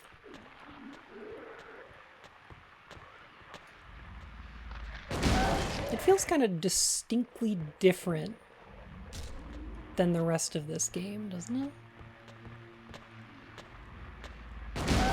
Oh! I just realized something.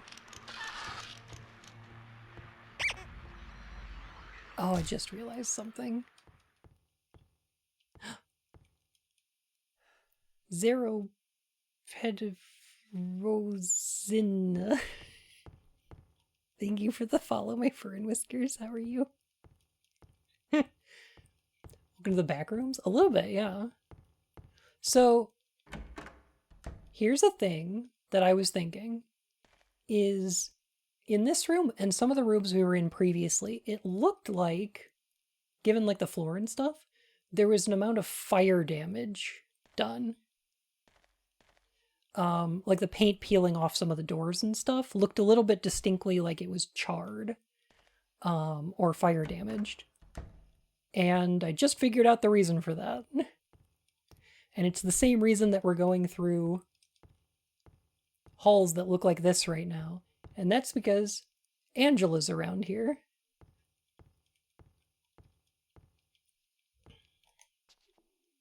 It always looks like this to me.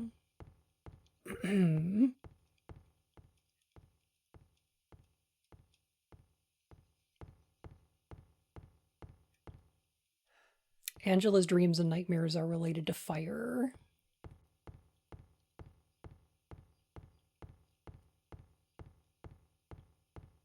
Which is the reason that we wind up seeing that kind of thing.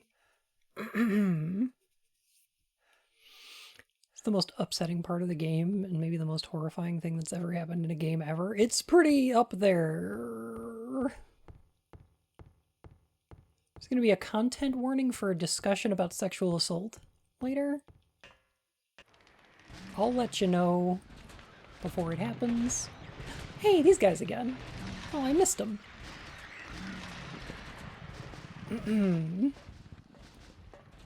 Missed these little guys. Ah! Pyramid Head.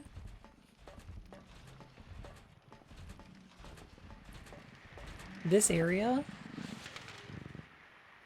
is so confusing.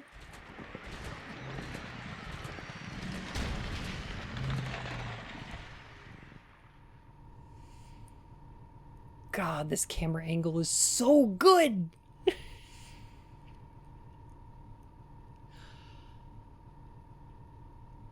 Ah!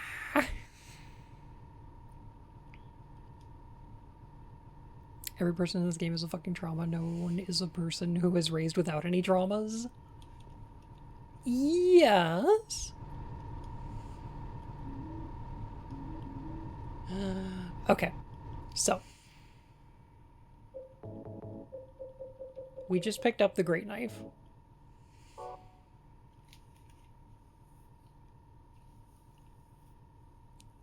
I hate talking about stuff that Masahiro Ito mentions on Twitter. However, one of the things he said about the Great Knife is that if you look at the handle, there's sort of a circular indentation just before the blade. Pardon me.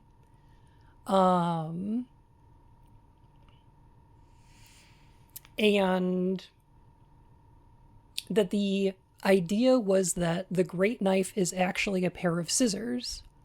It's two halves of a whole, that while Pyramid Head has one of them, James has the other. Because Pyramid Head and James are one and the same. Pyramid Head is the oppressor. It's the monster that James worries that society will see him as. Or that he sees himself as. It's the areas of James's psyche that are his, aspects of toxic masculinity. It's like poetry. It rhymes. It does. It's the aspects of James where he worries that he could be a monster, a murderer, that he is capable of doing that kind of violence. James is a chauvinist, it's canon. It super is, yeah. Yeah. And Pyramid Head are all those aspects of James that he is afraid exist within himself. Why don't you like to talk about Masahiro Ito? Is it because you're afraid of the truth? It's because, Masahiro Ito is the most reachable member of Team Silent. He's the one that will respond to tweets about him. But also, I feel like he talks a lot about aspects of the game that he wasn't entirely involved with. I mean, Team Silent is a really small team. This game was made by a handful of people. I think there's less than 200 people involved in making this game. And I'm sure that Masahiro Ito has had a bunch of input on other stuff, but also he talks about, some of the character designs that he didn't really have anything to do with, or aspects of the writing or directing. And it's he was the monster designer and one of the lead artists and an environment artist. And he probably helped out with a bunch of other stuff too, but like, if you want to know if James is looking at the player when he's staring in the mirror in the opening cutscene, you want to talk to Takayoshi Sato, because he was the character designer and CG artist. Like, there were writers and directors and producers involved that I don't know if Masahiro Ito had as much input on as people give him credit for. That's all I'm saying. I love Masahiro Ito. I love his work, and I think that he did work on a ton of aspects of this game and can speak really knowledgeably to a lot of it. But also, I wouldn't credit him with being like the authority on the lore of this game. So I don't know. The great knife is almost useless as a weapon. One could almost say it's a burden. It is a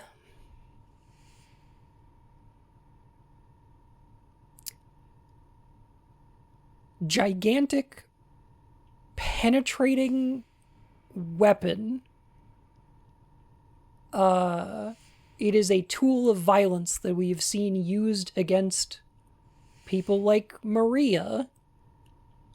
It is one that, for James to wield, he must drag it around on the ground, reducing your walking speed. It is as much a tool of violence as it is a burden.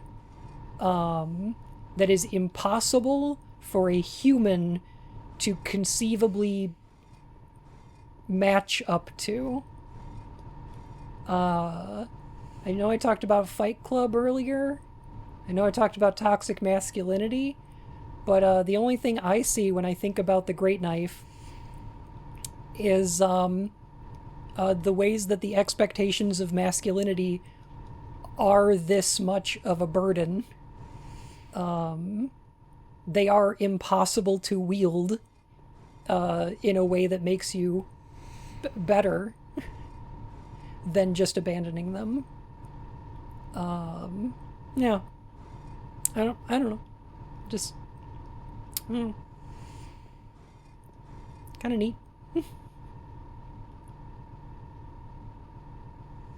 Also, just fucking like. So, what you're saying is, James has a big splongu. I'm saying that the desire to have a big splongu is a burden for which there's no reward. The cultural expectation of having a big splongu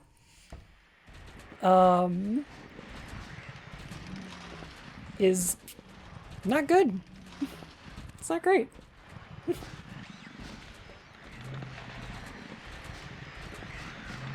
James turns his light off and drags it. The other enemies will actually run away because the sound makes them think Pyramid Head is coming. That makes sense to me.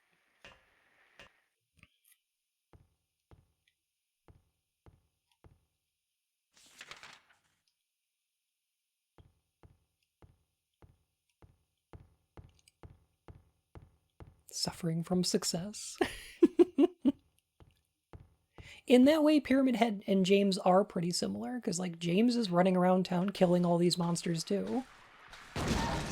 Pyramid Head is basically doing what he's doing. Anytime you have a boss fight with Pyramid Head is having a boss fight with James.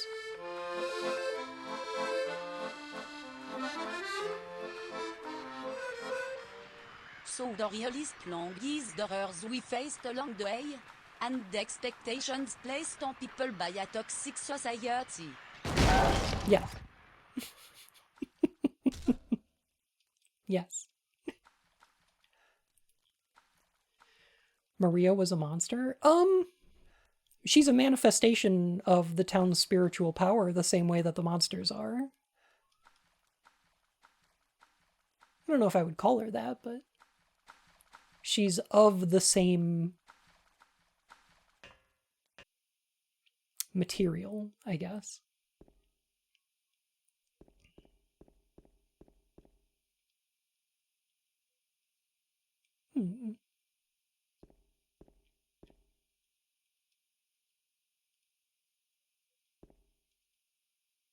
I like this cube, it's very cool.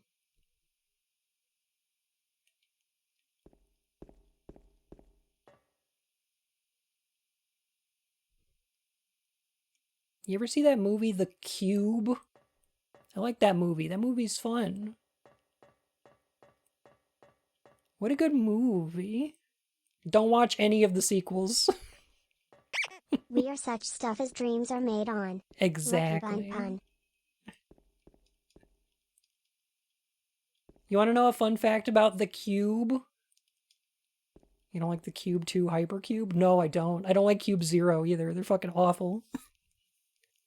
You want to know a fun fact about the Cube? Every character in the Cube is named after a US prison.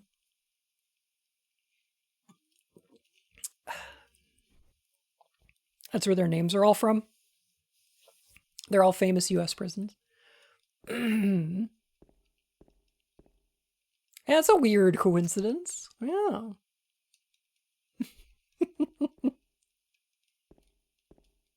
I like it. I think it's cute. All right, so what we want is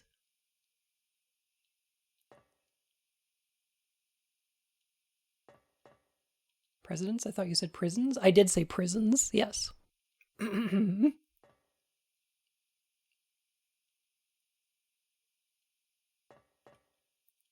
Okay, so we want to rotate this like that.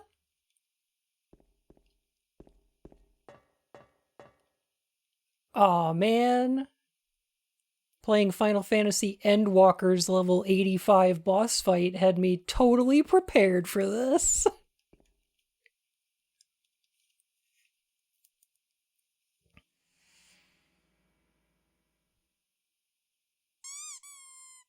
You're alive! Maria, I thought that thing killed you.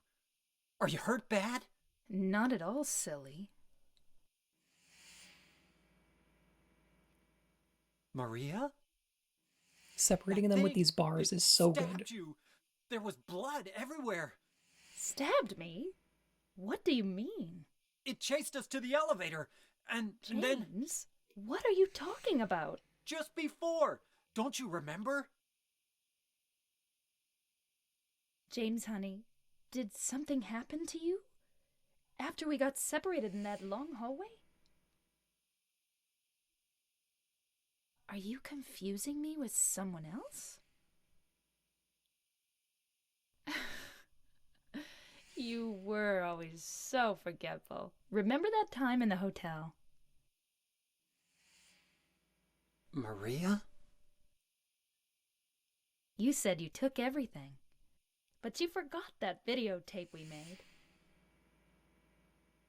I wonder if it's still there. How do you know about that? Aren't you Maria? I'm not your Mary. So, you're Maria? I am. If you want me to be. All I want from you is an answer. It doesn't matter who I am. I'm here for you, James. See? I'm real. Don't you want to touch me? I don't know. Come and get me. I can't do anything through these bars. Okay. Stay right there. I'll be there soon.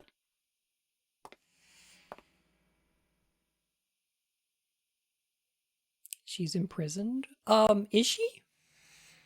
Or are we?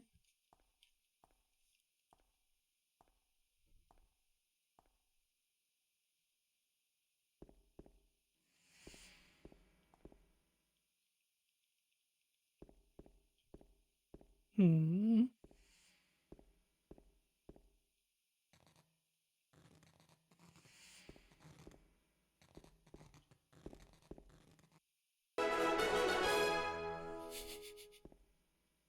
Help me, James. I've been imprisoned for being too cryptic. True. I really like that scene.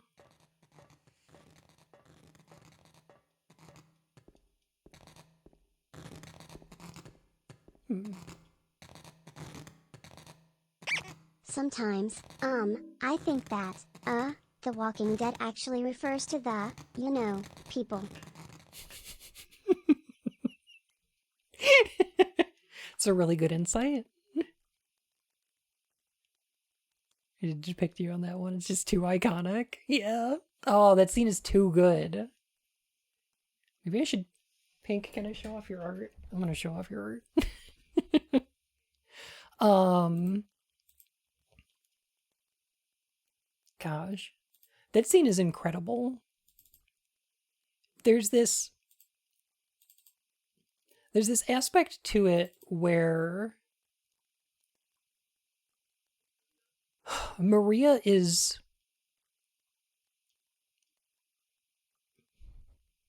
I don't want to say that she's having a crisis of identity. I did see she has a door there. Yeah. Yeah. Yeah, she could get in or out. Of course.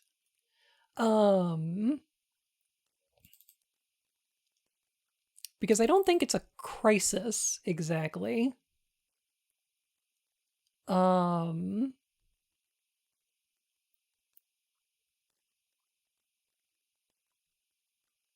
There's an interesting aspect to Maria where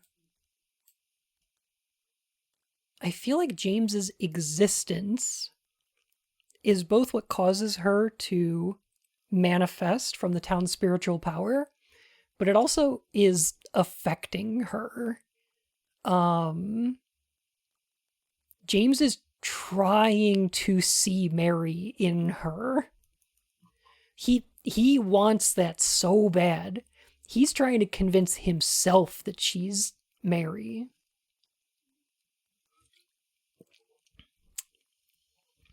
Parallel to Lisa's, but instead of falling apart when she realizes she's a projection, she seems to be trying to convince James to keep protecting her. That is part of her raison d'etre, right? Is she doesn't want to be alone. And yet, she asks James to leave, to go off, to go find a way to free her. Hey, Stella, how are you?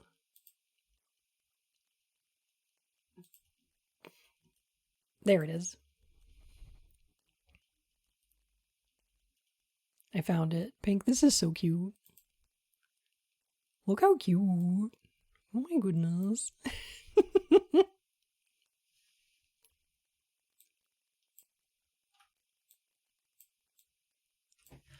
Bnui.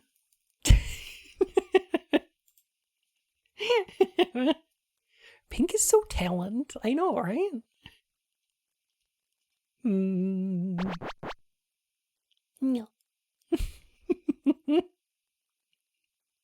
Heck. Thank you again, Pink. Oh my goodness.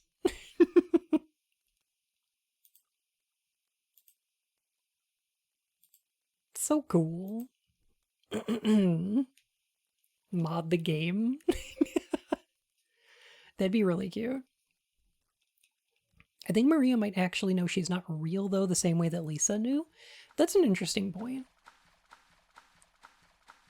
That might be true. And there is some evidence to that fact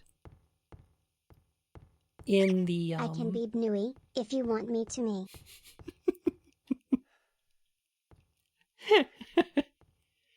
It can be, if you want me to be.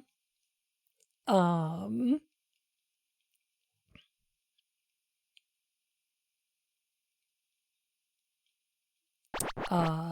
from a Wish. The Born from a Wish scenario has a little more info about what's going on with Maria. And it's kind of fascinating. Worth the price, loved it. Aww. That's cute. That's good. Gosh. Hey, bitches. What's going on?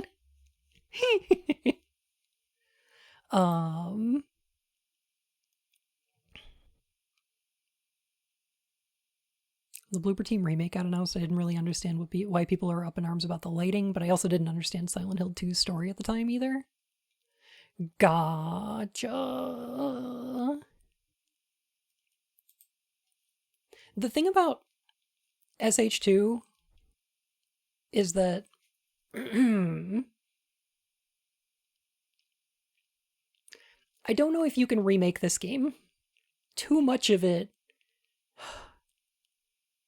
too darn much of this game was such a product of the time it was made and the people who made it.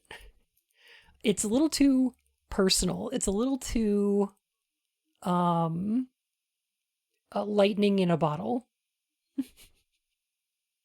Relaxing voice? Why, thank you. Oh my goodness.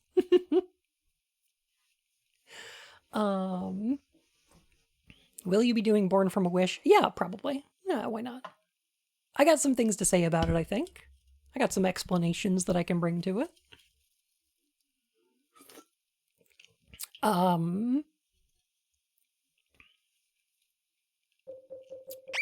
They're still going to try. And fail doing so. Yeah. My biggest problem is going to be the voice acting. I really think that the voice acting of this game is so much of what makes it good that to try and do that with voice actors is going to be impossible.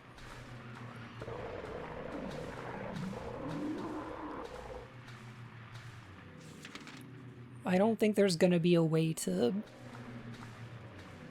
present this again.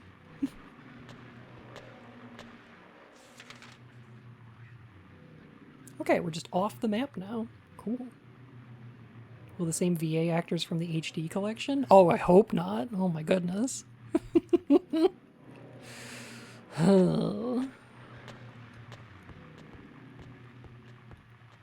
The idea of remaking a book seems it's weird, It's yeah. interesting how much the charm of some games can be found in less than ideal voice acting in some cases. Yeah. Who's your fave character? In Silent Hill 2 or just in Silent Hill in general? Because if I get to pick from every Silent Hill game, I'm gonna pick Joseph Schreiber from SH4. He's my favorite.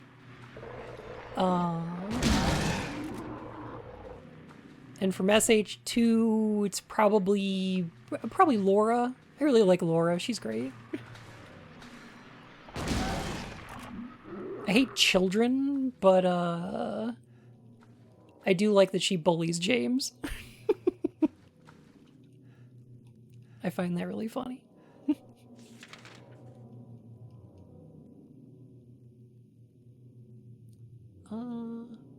Right.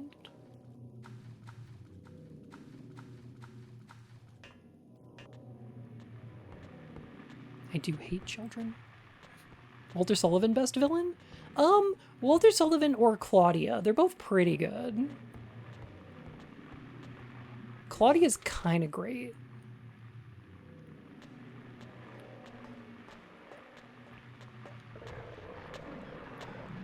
I think Claudia's got a better voice and like a better presence, but like she doesn't show up with a chainsaw in one hand and a shotgun in the other. You know? The way that fucking Walter does.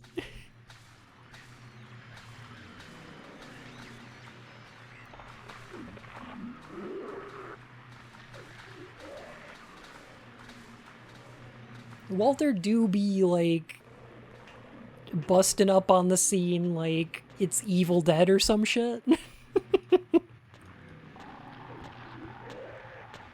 Groovy.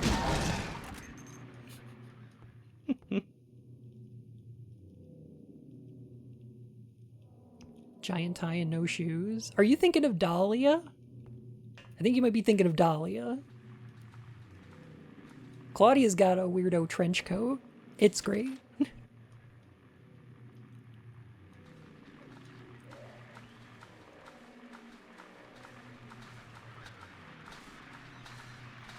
Oh, there's a pyramid head.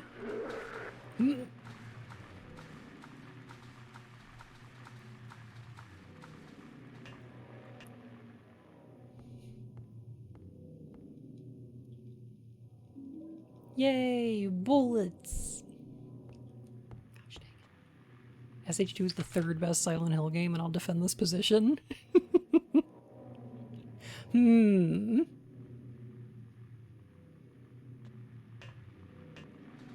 the Triangle Boys drop goodies if you drop them? No. There are no rewards for defeating enemies in the Silent Hill games. Very much on purpose.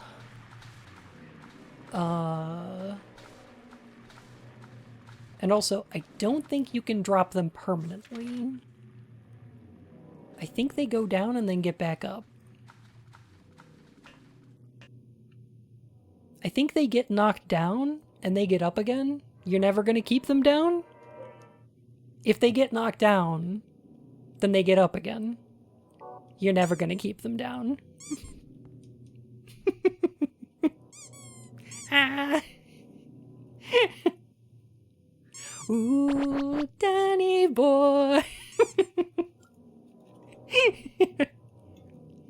Who's the scariest monster to you? Oh, that's an easy one. That fucking thing on the first floor of the apartment complex in SH3. That thing that you have to recite the poem to get rid of? What the fuck is that thing? What the fuck is it? There's only one of them. It's really weird looking. It's got a weird turny face thing. Jeez.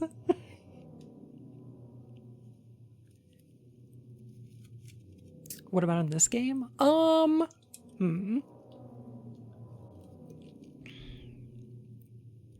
What is the scariest monster in Silent Hill 2? Man.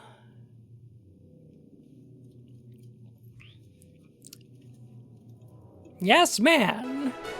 Apex predator of the animal kingdom. Blum, blum, blum, blum, blum, blum, blum.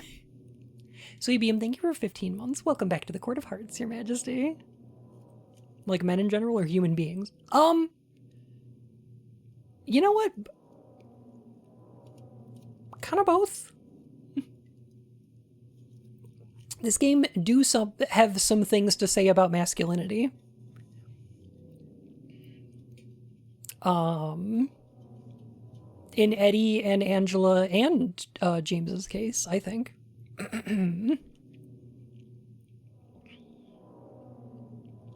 There's a newspaper on the ground. It's stained with something that looks like blood and is partially illegible.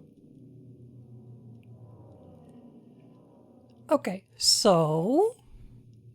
Do you look like that IRL? Like a cartoon Banui? Yes. Yeah. Yeah.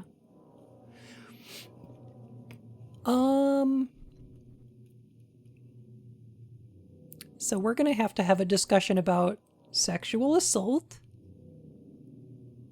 and if that would be distressing or, you know, not very fun for you. Feel free to come back a little bit later, maybe like 15-20 minutes. Just letting you know. The body of a man later identified as Thomas Oroso, lumberjack, age 39, was discovered in the something something, laying face something something. The probable cause of death was multiple stab wounds to the front of the neck and the left side of the torso by a sharp-edged weapon. Hey, we have a sharp-edged weapon in our inventory. That's interesting. The estimated time of death was somewhere between 11 p.m. and 12:30 p.m. midnight. Our wit. Wait, no. Due to signs of struggle in the room and the lack of a murder weapon, police are considering this a homicide and have opened a murder investigation. Furthermore, given the fact that the cash in the room was untouched and Mr. Aroso had a history of drunkenness and violence, the police suspect that the motive was not robbery, but was a something of crime of passion, but rather a crime of passion, something like that. Of crime is weird to me. But suspect it was a crime of... No. Nope. Don't know.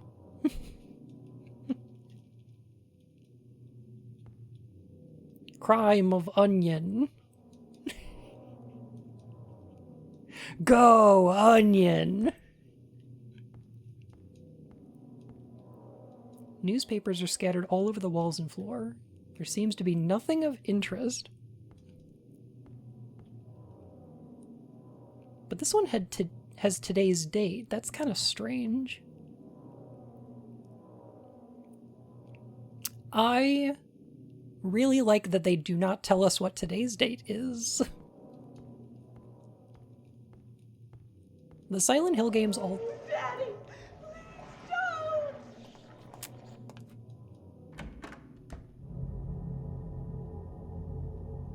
Let's talk about this instead.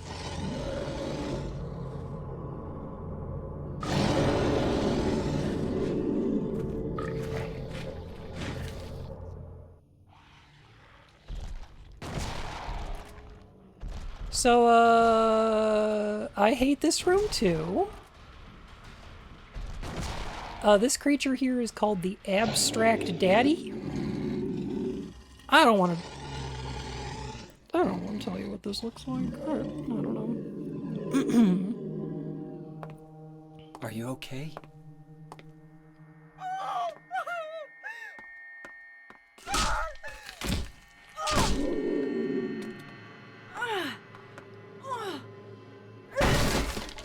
Yeah, fuck him up, Angela. Angela, relax. Don't order me around! I'm not trying to order you. So what do you want then? Oh, I see. You're trying to be nice to me, right? I know what you're up to. It's always the same. You're only after one thing. No, that's not true at all. You don't have to lie. Go ahead and say it. Or you could just force me. Beat me up like he always did. You only care about yourself anyway. You disgusting pig.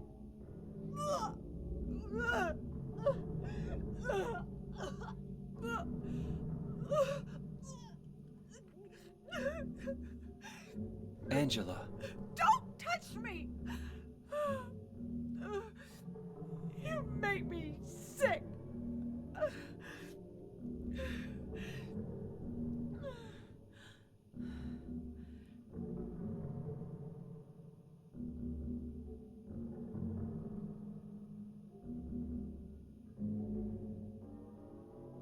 You said your wife Mary was dead, right?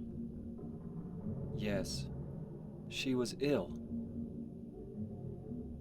Liar! I know about you. You didn't want her around anymore. You probably found someone else.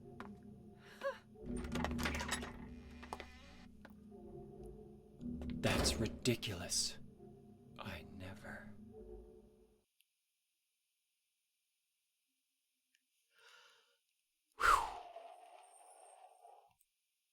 Okay. Novel therapy technique. We make your trauma into an evocative abstract monster and you can smash a TV into it and kick it in the ribs until it stops moving.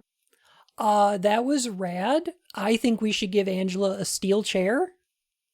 Maybe James should set up a table and she could put him through it. That'd be cool. Hell yes. I like to see that, but I don't know if it was very helpful for Angela, to be honest. There's a lot to talk about here.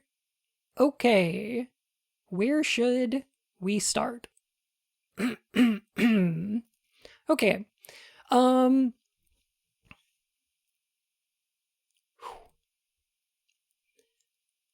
The reason that the environments we're in look like this, presumably, is because this is what the inside of Angela's house looked like, with the wooden wainscoting and the white walls and the wooden checkered floorboards. These hallways that we've been going through inside this mine, underneath a prison, underneath the historical society in an impossible space, are mixed in with Angela's memories of her own home. But they're also, they become more and more fleshy, you know? The cube may have been a puzzle from Angela's mind, very possibly. Do you think Angela is hostile to James because he's a man? Yes. This game is,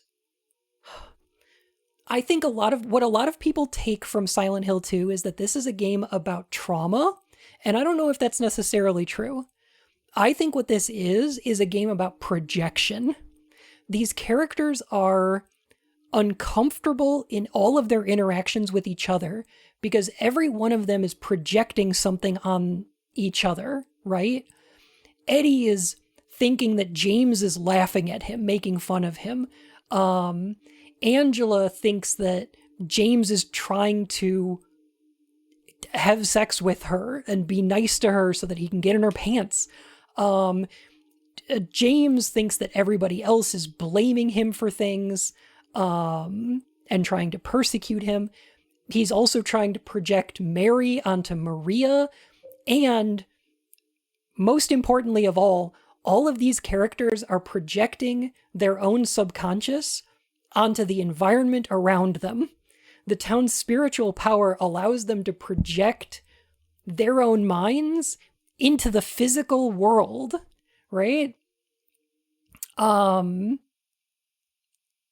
It's how trauma ruins connections with others? A little bit, but it's not necessarily trauma. It's just that all people are going to have different perspectives, and sometimes those come into conflict with each other. The things that we project onto others just for the purpose of trying to understand them can hurt them.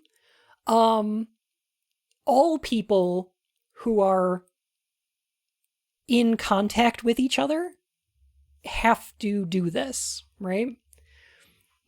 There is going to be conflict between people no matter what. Whether you're living in an apartment complex with other people, whether you're in a hospital next to other patients, whether you're in a prison next to other people's cells, whether you're staying in a hotel next to other people's rooms, you're in contact with others. And one of the only ways to understand them is to empathize, to project part of yourself onto them. And there are healthy ways to do this and unhealthy ways. And it can be a source of conflict. Yeah, it's rooted in trauma, but trauma is not it's not required for this story to take place. It's just a heightening of emotions. This room, I don't need to explain that Abstract Daddy looks like two figures under the sheets of a bed doing something. I don't know if I need to point out the throbbing pistons in the walls of this fleshy room. I'm not sure I need to talk about the imagery here because it's on the nose, it's evocative, and it's deeply uncomfortable. Yeah.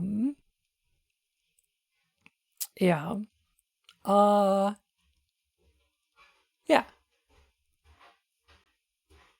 Interesting.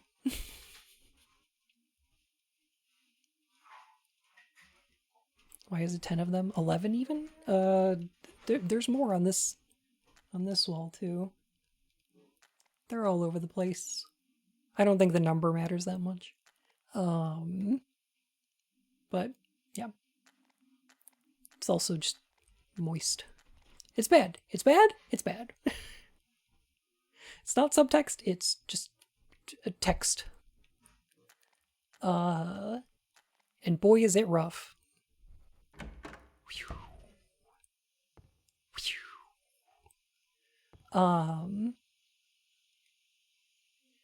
But yeah, this is one of those instances of the game where you cannot say that everything in this game is from James's subconscious.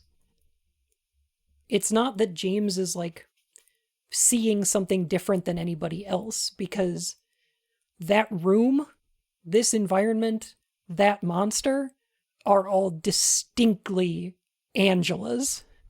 Those belong to her. They are physically the same as the way that she perceives them. They are manifested from her mind, but we are able to see and interact with them because she's around. And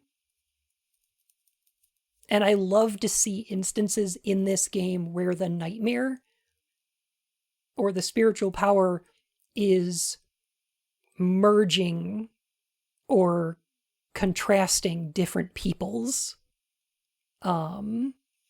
Like the darkness in different people. Was that possibly Angela's end boss fight? Very possibly, yeah.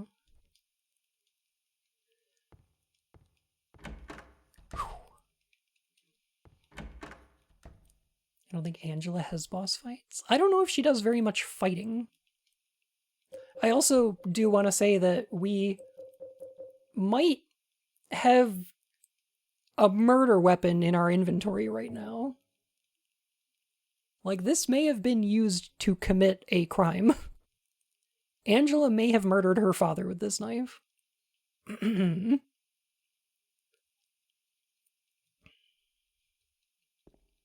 A good crime, of course, yes. Yes.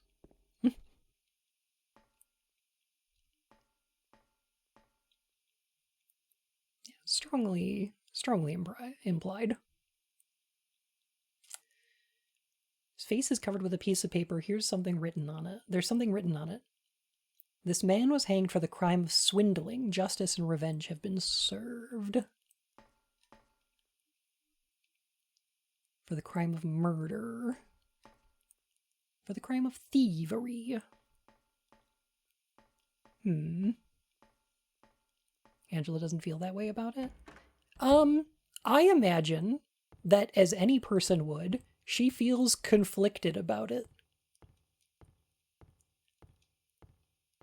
I don't know if there's ever going to be a murder that is an unambiguous good for the person doing the murder. Does that make sense? Like, her dad may have deserved it, but that was her dad. I would imagine that she would feel very mixed about that. Oh man, best and cheapest viewers. No. I like my viewers. They have excellent taste. I don't want cheap viewers. I only want the best viewers. Oh. And they're so pretty or handsome. Oh my gosh. And smart too.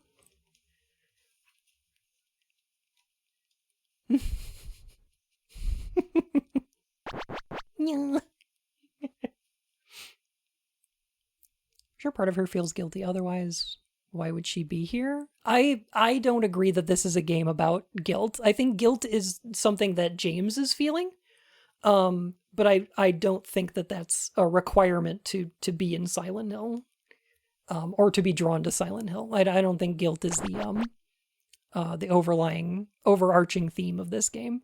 I do think that that's something that James is personally wrestling with, but I don't know how much Eddie feels that. As much as he feels like, persecuted.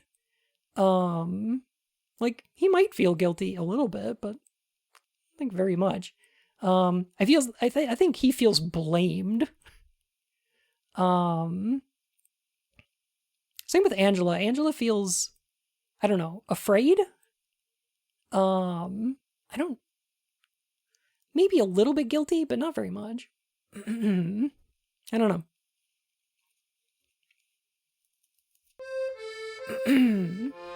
Oh my goodness.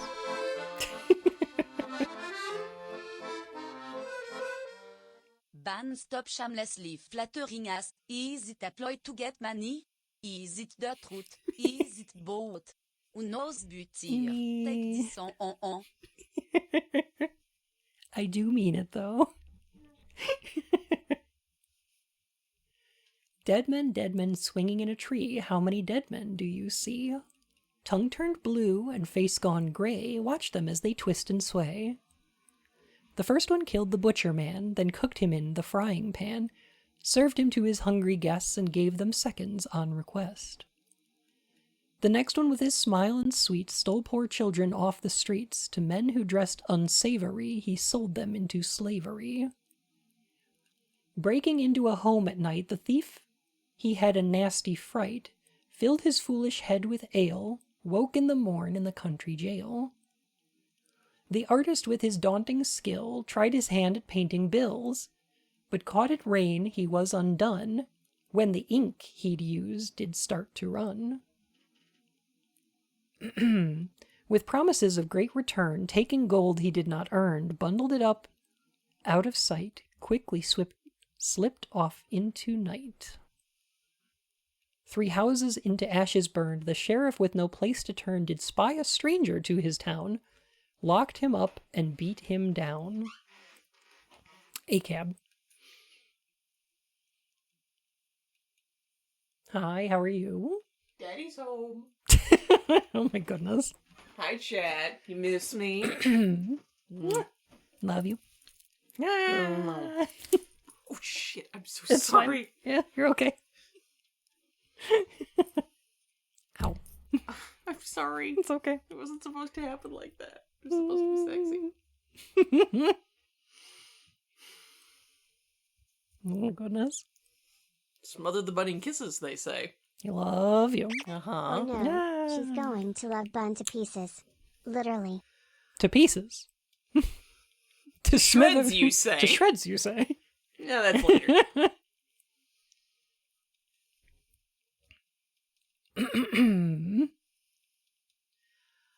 All I have to say is it's very, very good to be home. It's I've good had to a have you really home. nice day, and y'all don't understand I miss the bunny. Aww.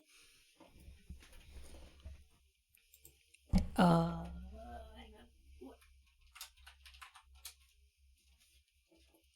There we go. Yeah, I'm a significant hyena. Yeah. Only the sinless one can help you here. Mistaken. Oh. Oh my goodness, Zevart. Thank you so much for the gift subs. Oh my gosh. Thank you. All Appreciate of you you. have learned about the I grant you my blessing. Go forth and prosper. Aww. Have good food and good sleep. This I wish for all of you. Yeah. Gift subs. And now I'm going to fuck the fuck off because I've got other stuff to do. Go enjoy. Love you. Love you too. Only the sinless one can help you here. Mistakenly pull on a criminal's rope, and your reward will be returned to you in a shape most wondrously strange. Interesting. I remember the super best friends got hung up on this puzzle for a frustratingly long time. So this is one of those puzzles that changes depending on your riddle level. I'm on normal, so I think this one's pretty interesting. You just have to find out who didn't commit the crime.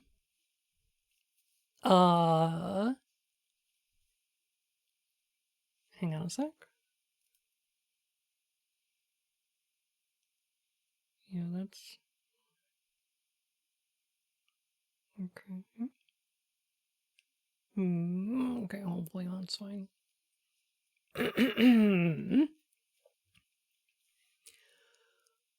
So this describes a bunch of crimes, and then 3 houses into ashes burned. The sheriff, with no place to turn, did spy a stranger to his town, locked him up, and beat him down. And I feel like this would be... If they're an arsonist, how are they innocent? It doesn't say they burned these houses. It just says they were a stranger, so the sheriff locked them up.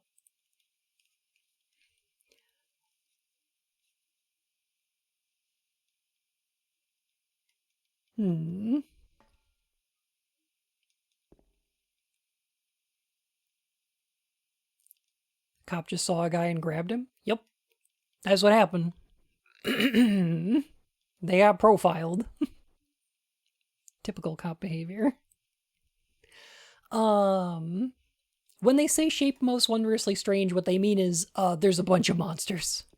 Bunch of monsters show up, we gotta fight them.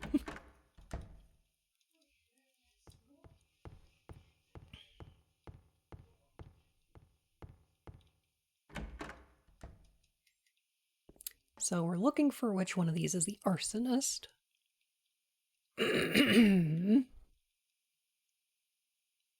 That's the one. Okay. Including an abstract daddy, oddly enough. That makes sense.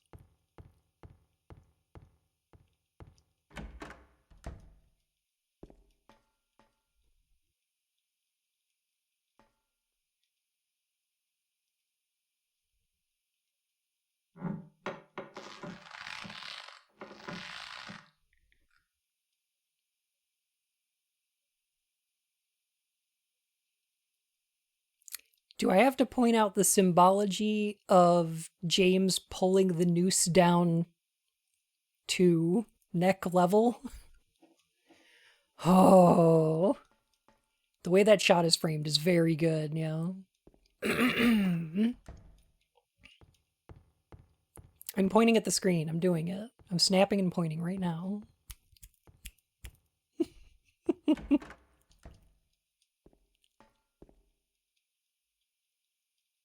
Here's the text.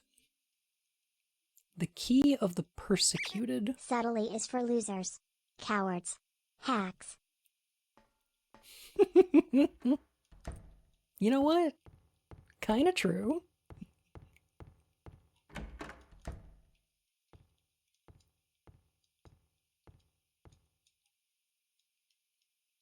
I feel like Silent Hill 2 is one of the more understandable narratives in a Silent Hill game, if that makes sense. I know writers that use subtext and they are all cowards.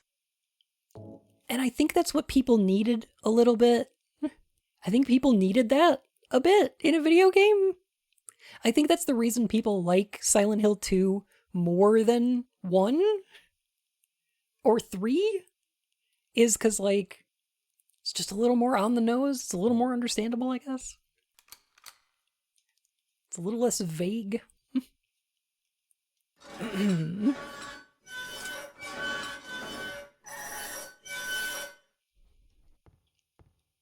What a great noise. Love that. Love that for me.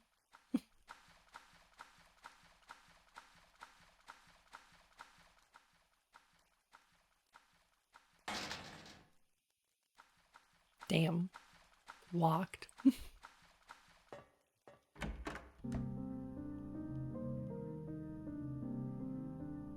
Maria? Maria? Maria, no. What happened to you? Why? Why?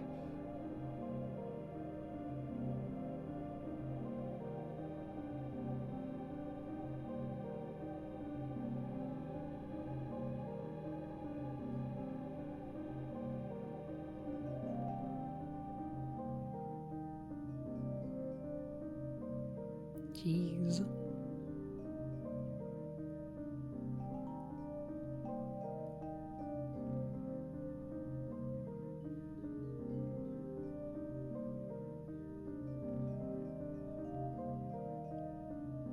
Mary.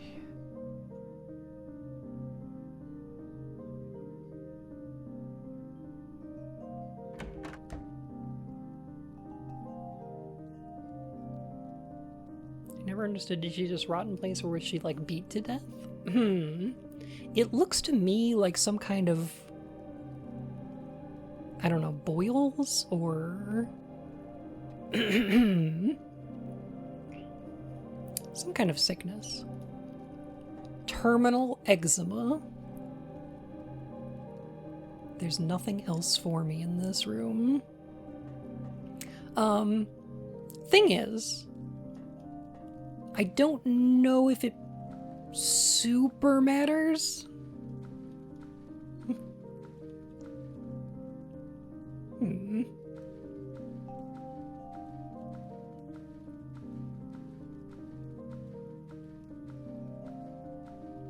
The point of the scene is more just to make James witness the woman he's projecting Mary onto die again.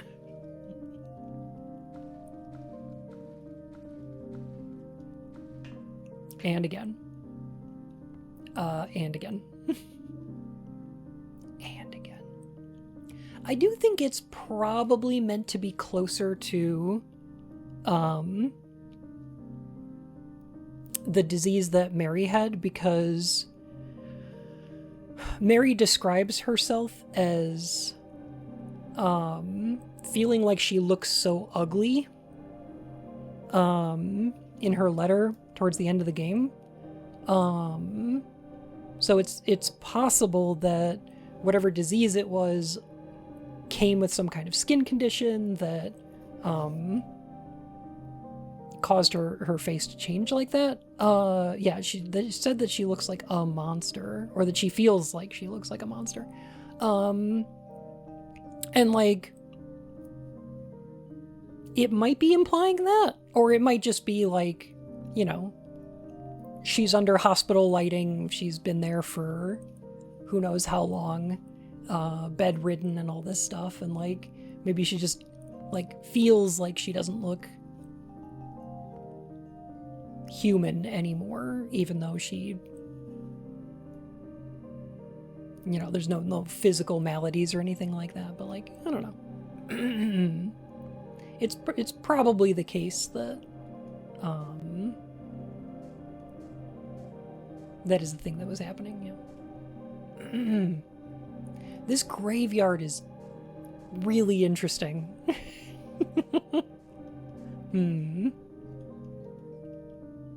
Call him a bastard is such a stretch. Bro was in a terrible situation with a lot of conflicting emotions. To sum him up as a bad guy, it feels like there's missing the trees for the lighting. I 100% agree. Yeah. It's an underground indoor graveyard. Like, there's fluorescent lighting above. There's like the weird wainscoting on the walls. It's a mixture of the inside of the house and the prison and an outdoor graveyard.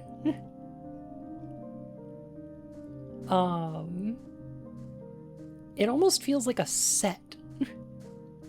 Like a facade.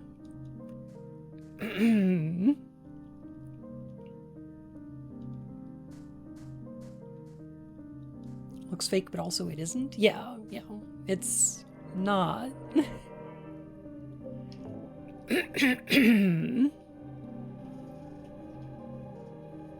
Oh, yeah, we'll drink you real quick.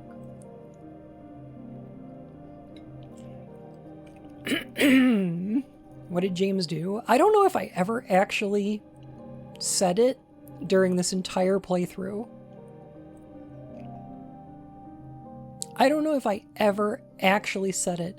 I was really conflicted about saving that reveal for the end of the game when it happens, or if I wanted to reveal it earlier so that I could talk about all the things that lead up to it. And I think it's better to talk about it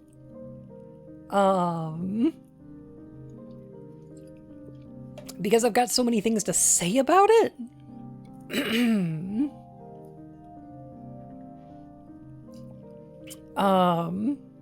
But yeah, we'll wait for the James put confirmation. pineapple on pizza. Let us wait. The game doesn't reveal it until later on, but if you're playing this game, like if you're playing this blind, if you're playing this for the first time, I think you can probably guess where this is going. The reveal is mostly just a confirmation of your suspicions. Because there's a lot of characters that are already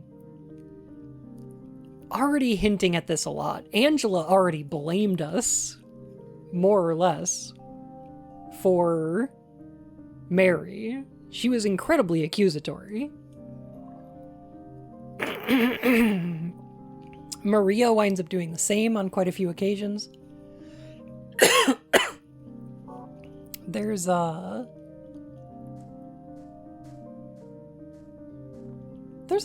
lot. The walls of this town have been accusing him, yeah. There's a name inscribed on the tombstone. Eddie Dombrowski. There's a name inscribed on the tombstone. Angela Orozco. James Sunderland.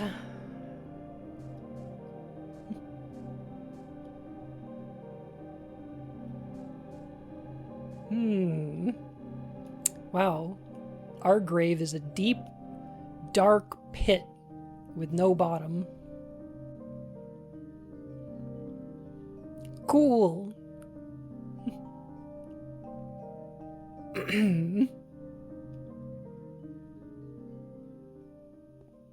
We don't even get to see him fall for that one. Of course, you can imagine it's just these three people for the sake of game limitations and telling a story, but how many people could be going through Silent Hill at once? We could never really know, right? Silent Hill's pretty big, so I guess it's entirely possible there's people like, up in the Silent Hill 1 areas that we don't know about. But, anybody who's in Silent Hill will run into each other if they're in the same place. It's not like the movie where people are in different dimensions or some shit. The graves there imply that the people who are going through this kind of thing right now are Eddie and Angela and James. But there may have been people before them. There may be people after them. It's unclear. There were a lot of other graves in that graveyard. Are those other people who have gone through this? Possibly.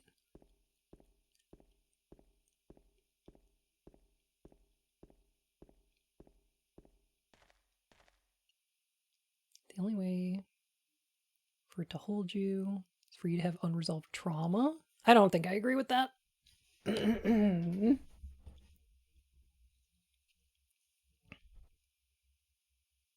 If you have nothing it can use, you're basically a tourist.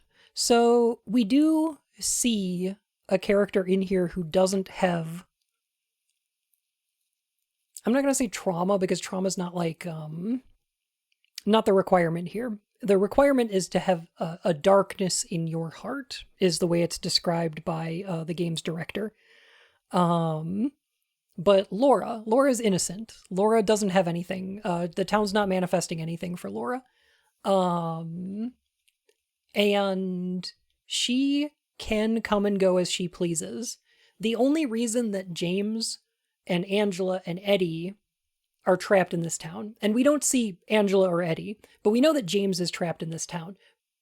But the reason that James is trapped in this town is because his subconscious is manifesting barriers to keep him here.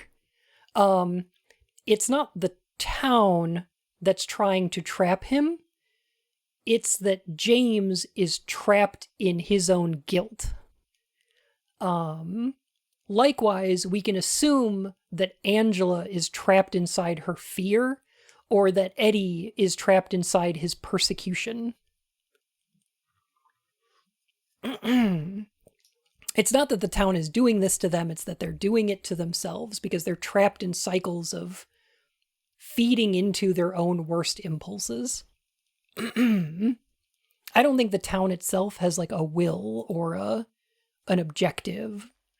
I don't think it tries to do anything.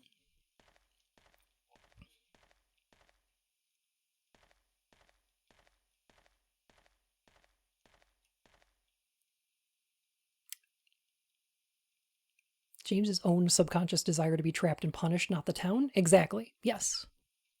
But people thought that it was the town because we see this game from James's perspective. So that's why there's people who think that the town is there for punishment and guilt and all that stuff, is because those are things that James is subconscious are doing to him. But people took that as something the town is doing. I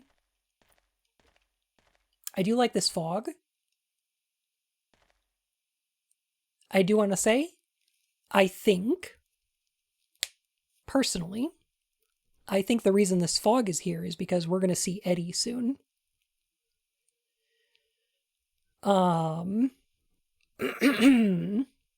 know that James's subconscious has a lot to do with water. We see a lot of like stagnant water as part of the manifestations that James has. For Angela, it's revealed later on that hers is related to fire. Eddie's is probably somehow related to cold. We will find him in a meat locker coming up. The first time we met him, there was a body inside a refrigerator. I think that this fog is a portend of Eddie's proximity to us. It's something that is being manifested from Eddie's subconscious here. James is a water type, Angela's a fire type, and Eddie's an ice type. Exactly, yes. They're Pokemons. Precisely. Also, these walls becoming more bloody and organic, more meaty. God, the lighting in this game is so good. I am playing the Enhanced Edition mod. It's very good, isn't it? Eddie, what are you doing? What does it look like? He always busted my balls. These quick camera Fat, cuts. disgusting piece of shit.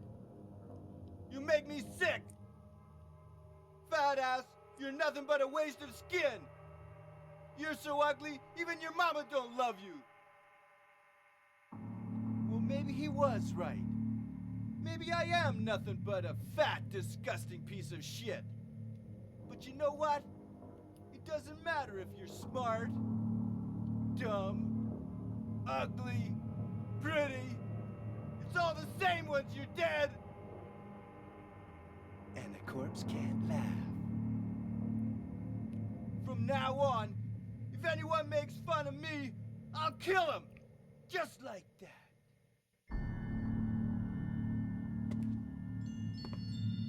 Eddie, have you gone nuts?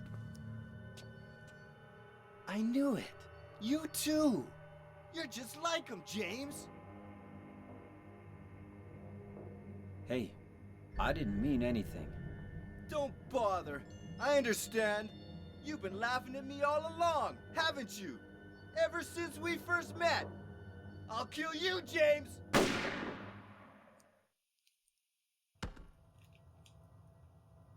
Whew, boy.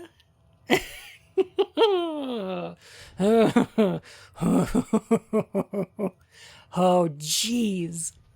That scene is incredible. You can see where James isn't saying the right thing but Eddie is blowing it way out of proportion. There's so much projection going on here, right? The meat locker itself is filled with these tubes that are reminiscent of like guts, intestines. There's like an organic kind of feeling to them. The meat locker is the environment becoming more meat-like. And also the aspects of cold or ice that we talked about earlier. What Eddie has been going through here is feeding into his own persecution complex so much that what he's doing with the spiritual power of the town is making people to make fun of him so that he can kill them again and again and again and again. He's fantasizing about doing this to the people who are bullying him. That's where this is feeding into. And the most fascinating part of this room, you know what?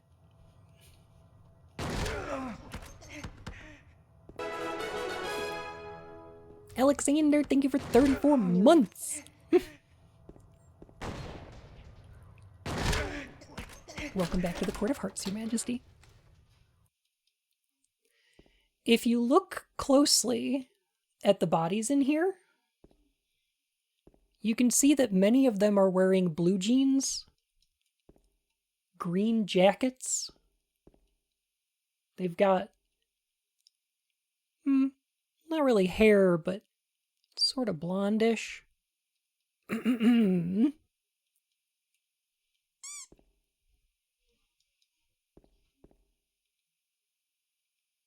These are very similar to the ones that we saw in the room staring at the television.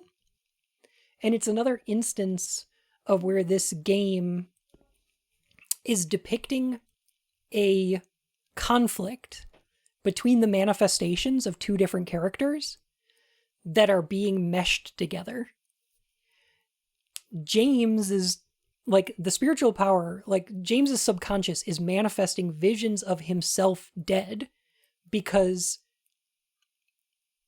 somewhere in his mind, he's thinking, maybe I deserve to be dead. And maybe I deserve that as punishment. Maybe it would be justice if I was dead. So he winds up seeing a lot of messages that tell him to kill himself, to tell him that he should be dead. And then he sees his own dead body. And in Eddie's subconscious, he's imagining the people who are making fun of him being dead, right? He's imagining killing the people who are calling him fat. And so both of these, because these characters are in proximity, because these characters are in conflict, because these characters are around each other, both of them are feeding into each other, both like physically and supernaturally. The town is manifesting James's for Eddie to kill, you know? Or kind of. Eddie's clothes are very childlike, almost too tight for his body to emphasize he never moved on from the stuff he went through in childhood. Yeah, I think I'd agree with that. Yeah. That scene, I also really need to emphasize how good those quick cuts are.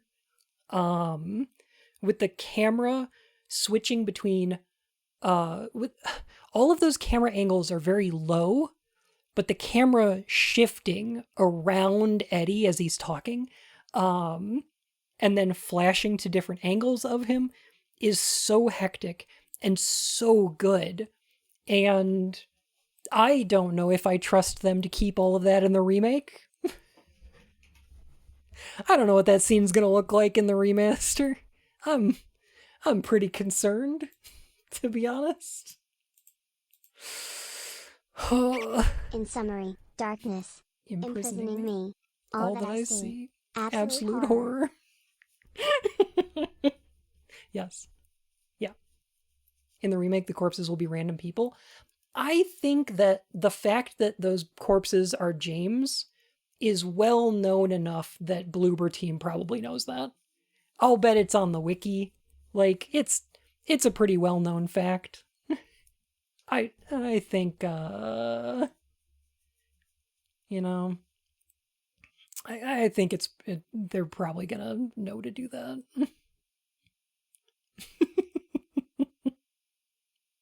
Oh no, the wiki. Let me look up a thing real quick.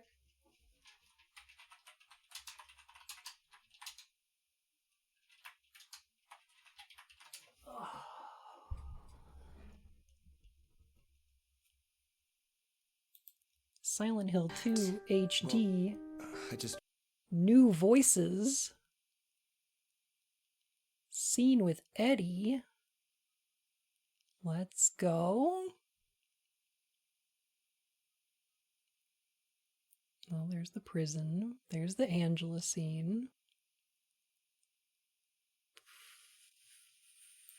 Here we go.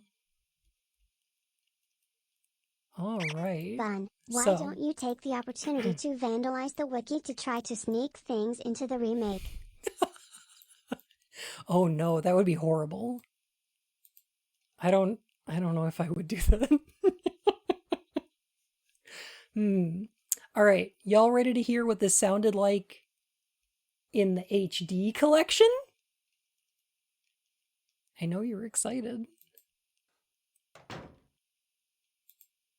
Here's the thing I want you to pay attention to real quick. One of which is the fog's gone.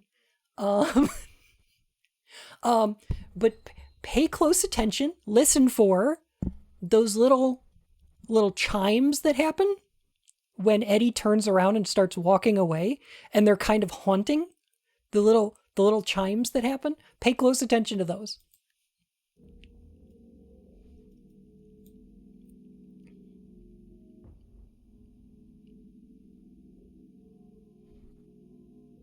Eddie, what are you doing? What does it look like? You always busted my balls. You fat, disgusting piece of shit! You make me sick! Fat ass, you're nothing but a waste of skin. You're so ugly, even your mama don't love you. Well, maybe he was right. Maybe I am nothing but a fat, disgusting piece of shit. But you know what? It doesn't matter if you're smart, dumb, ugly, pretty. It's all the same once you're dead. And a corpse can't laugh.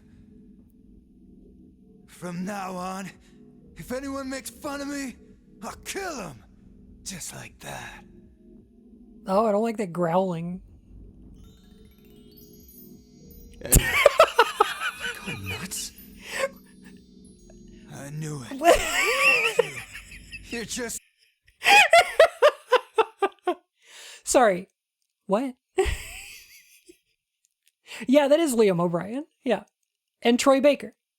They got an all-star cast for this. Sorry. Hang on a sec. One more time.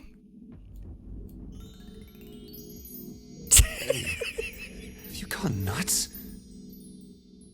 I knew it. Why'd they do it? Facts for the PS1 Rayman game. Why did they do that? I can't. Did they just get like a royalty-free, like, chimes? It's so weird. Fucking Tinkerbell noise, I know. It's baffling. Play it again? Okay, we're doing one more. All right. All right, one more time. Take a look. It's in a book. Silent Hill 2.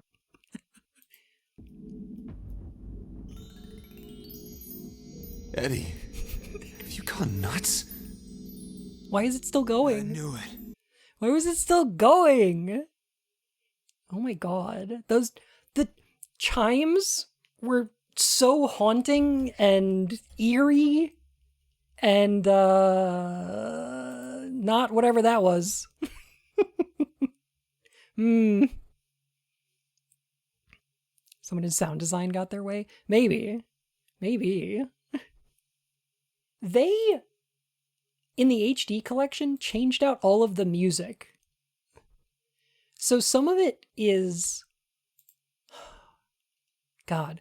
So the music in the HD collection was changed out, some of them with their album versions, so they don't, like, loop properly. They took the ones off, like, the soundtrack, and then just hard cut them back to the beginning when they're done. In some places, which is really weird.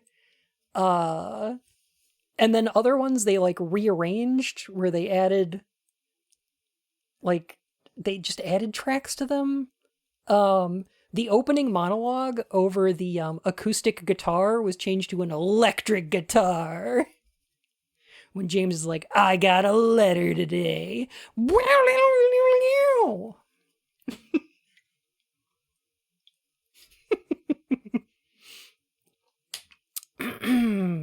Weird. Very weird. It's very tone deaf. That HD collection's so fucking bad. It's so bad. I don't know if I blame Troy Baker or Liam O'Brien or any of the voice actors in this. Like, it's an all-star anime voice cast in the HD collection. Like, they got all anime voice actors. It's really weird. But, like, I think it's probably the direction. But also, this game is a terrible fit for professional voice actors. I don't know if there's a professional voice actor that I can think of that could do this game justice. That's not the kind of game this is, you know? I don't know. That's not how this game was made.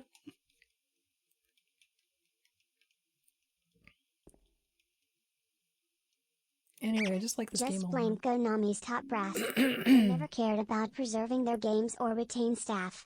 No, they didn't. They didn't at all. The reason that the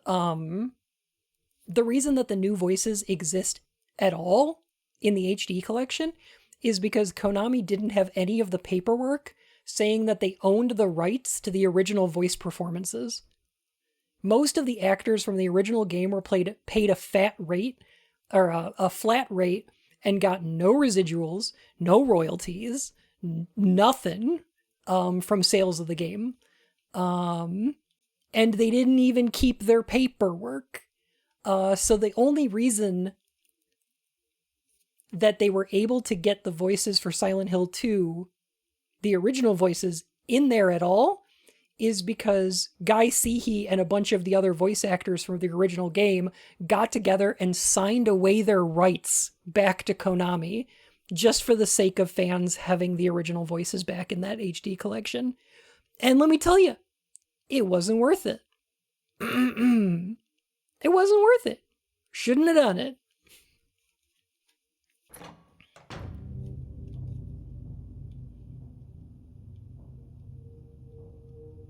Do you know what it does to you, James?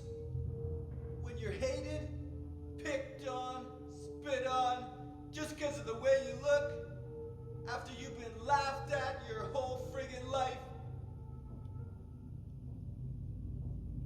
That's why I ran away after I killed the dog. Ran away like a scared little girl. Yeah, I killed that dog. It was fun. It tried to chew its own guts out. Finally died all curled up in a ball. Then he came after me. I shot him too, right in the leg. He cried more than the dog.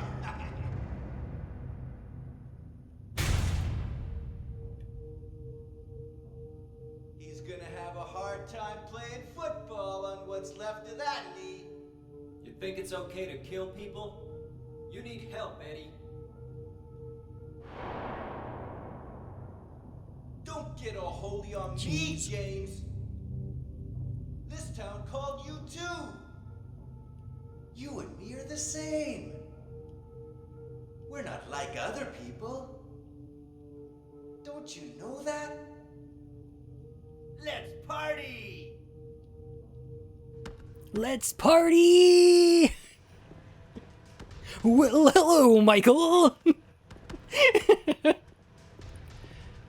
Why is the meat in here wearing skirts? Okay, I can answer this, actually. The meat hanging in this locker, is meant to, I believe, be evocative of Eddie's silhouette. Eddie in his little shorts right there, and the little bit of overhang from his tummy. I believe they're supposed to match the meat in here.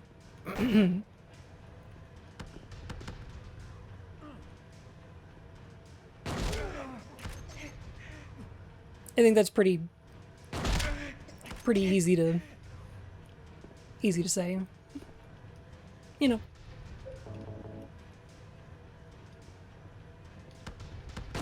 It's the simplest explanation.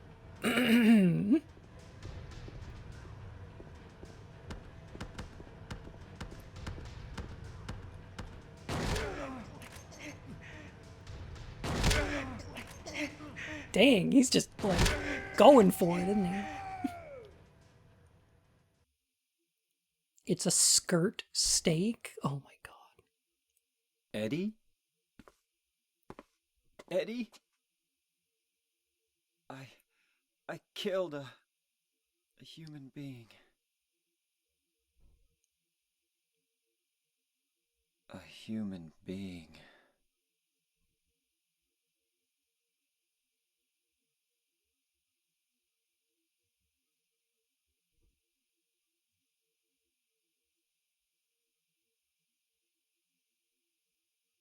Mary. Did you really die 3 years ago?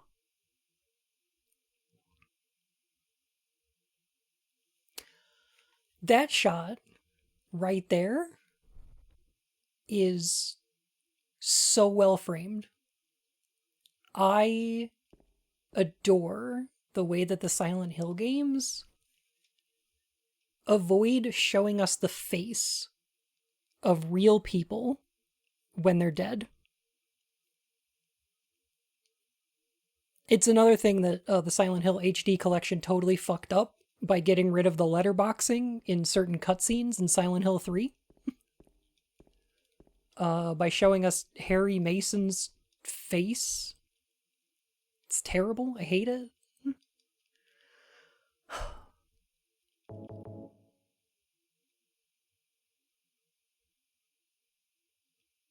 Did you notice the meat has the shape of Eddie? Yeah, I talked about that earlier.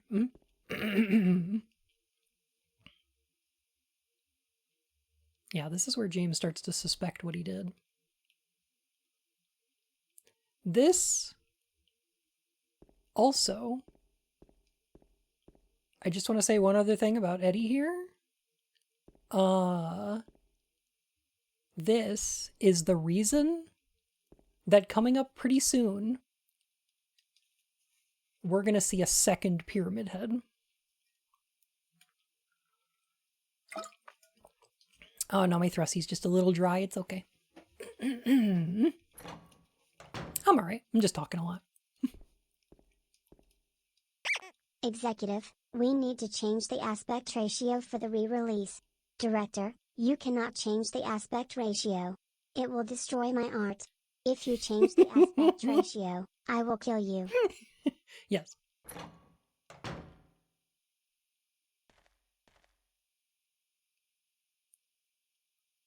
God, this framing is so good.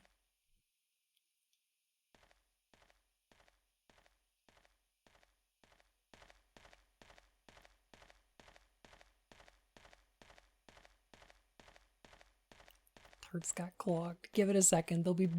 They'll fix themselves.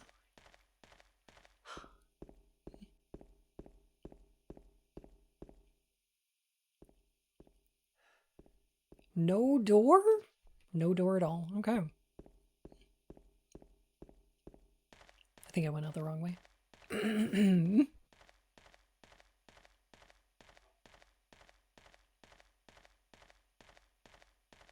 I do like that though. That is cute.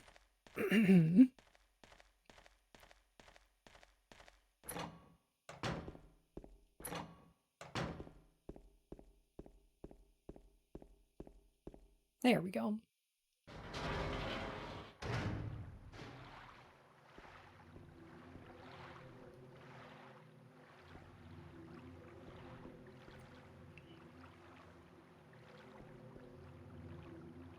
There's this interesting, like... Here we are at the boat launch. There's,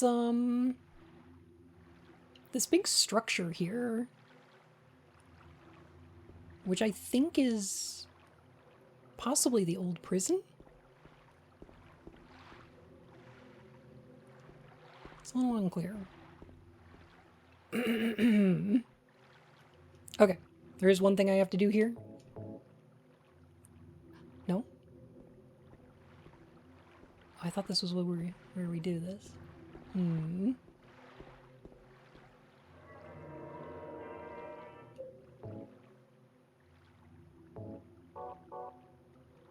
Is there anything in the game about the Historical Society being built over an old prison? No. Although there is this warning sign here about escaped prisoners. Like, don't pick up hitchhikers. And also this matches a picture we saw in the Historical Society of the old prison. So I think this is the place. There we go.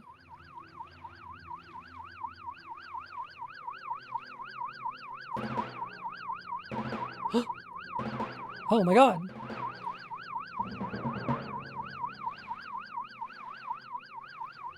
Okay, bye! There they go.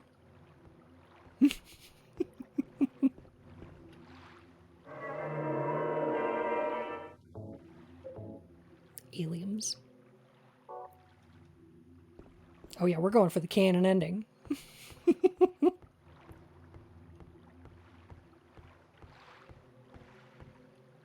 Two things I want to point out about this boat.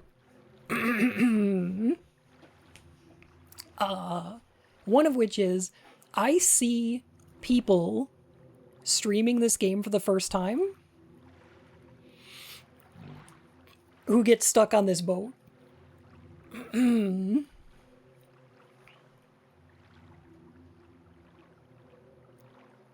do you think was delivering Eddie's pizza? Oh, the UFOs, obviously. I'm gonna get the alien ending. I'm probably gonna try to finish this game tonight. I think. Oh, it's 10 already? Okay. Maybe I'll get to the hotel and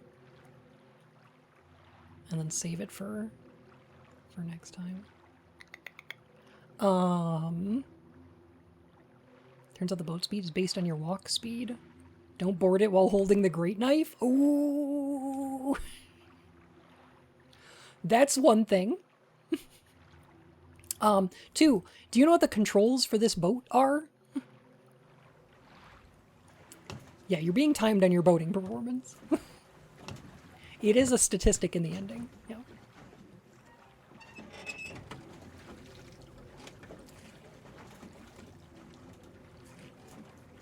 The boat controls change with difficulty? They sure do.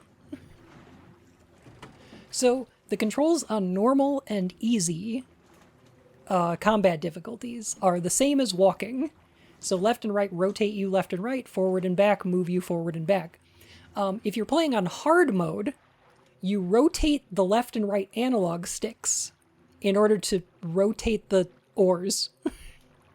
And you have to do it like Ape Escape. Yeah. It's great. So that's one thing. The other thing is, I see people get stuck on this.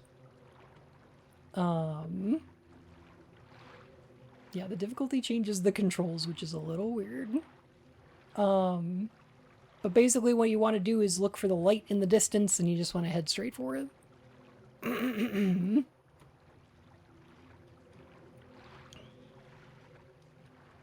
Implies the boat is combat. There are, you know, combat aspects to boats.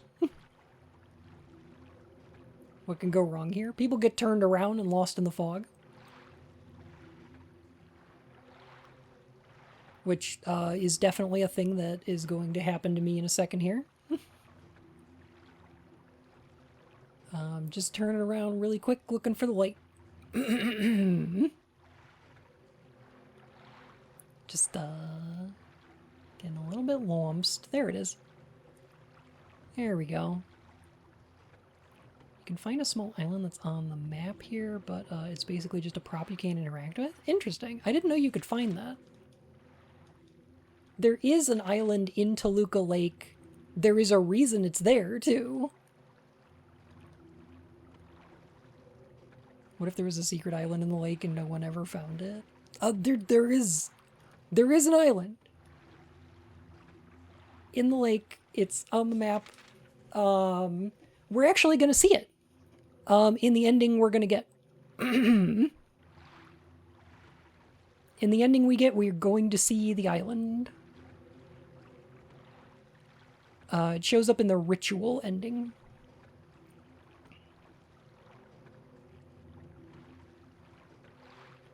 Island jump scare.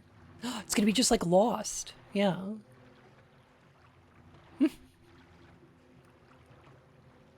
Just like the island in Lost. Imagine how the boating section would play out if Silent Hill 2 was on the Wii. I don't have to, thanks to Shattered Memories. Thanks to Shattered Memories, I don't have to imagine. I can play it.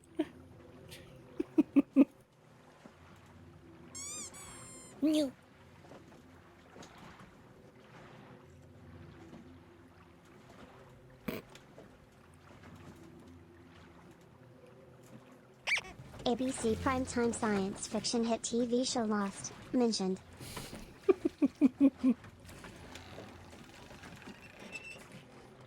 Thought we were under no circumstances to play Shatmem.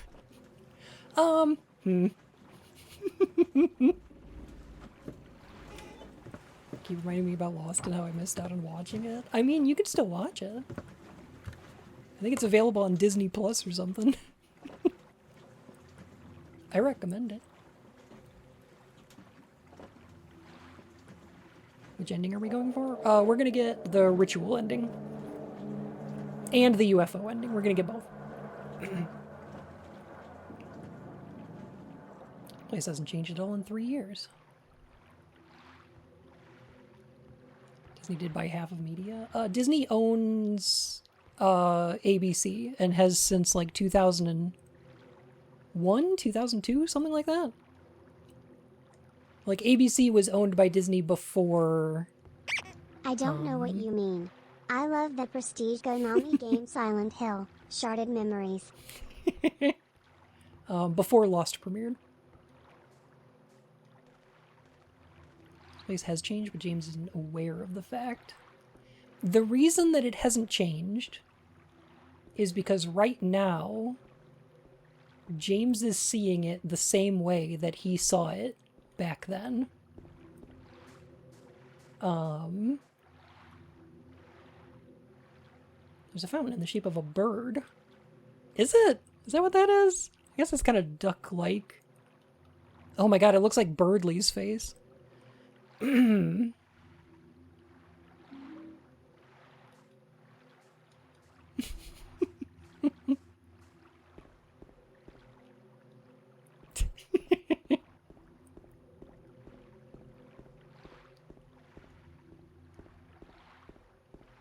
Birdley's canon now, baby. Okay, that's a bird. That looks like a burb. Hit indie game Deltarune mentions.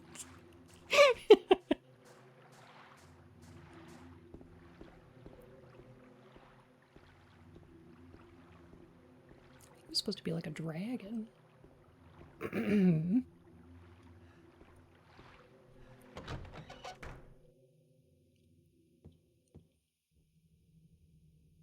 Waiting for you in room 312.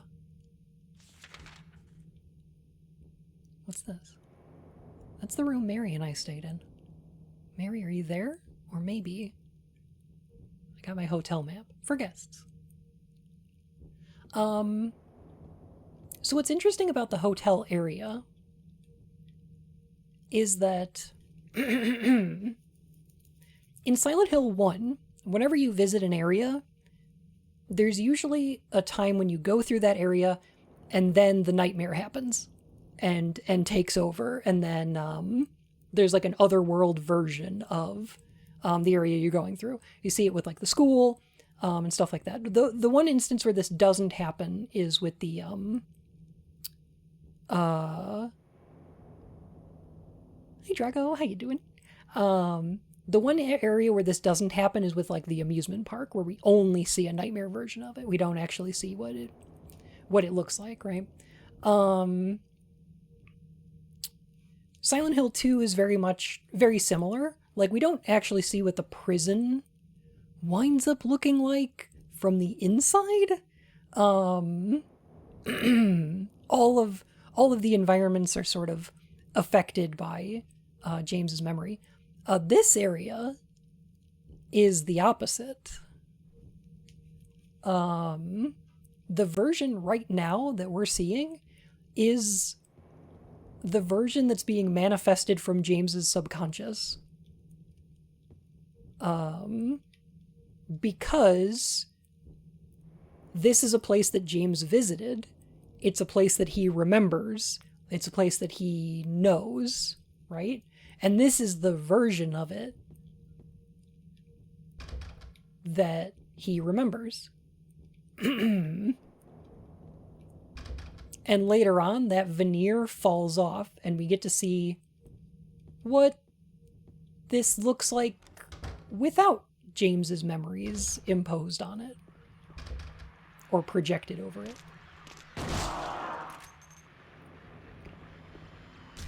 Birdley has his own Maria that looks like Noelle but gives him wrong test answers?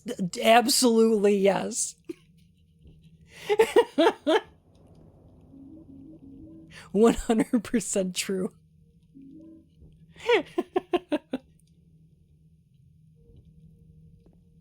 Laundry cart.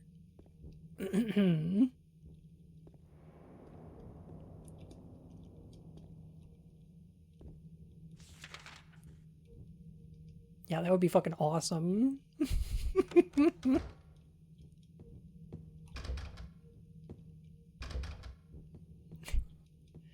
Noelle? But aren't you my waifu? I am, if you want me to be.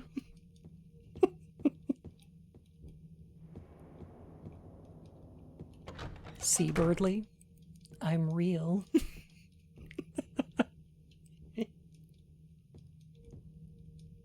Goodness gracious.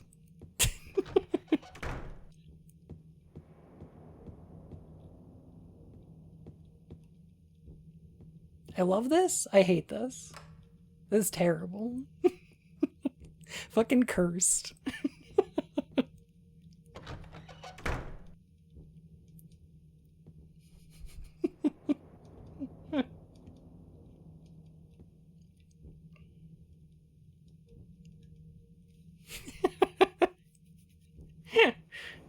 But Noelle, aren't you a gamer? Of course I am, Birdley. I love Clash of Clans. No!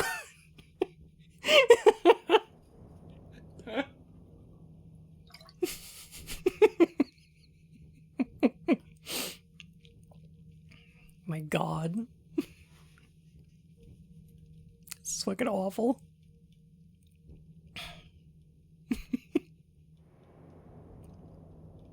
Mr. James Sunderland, the videotape you forgot here is being kept in the office on the first floor.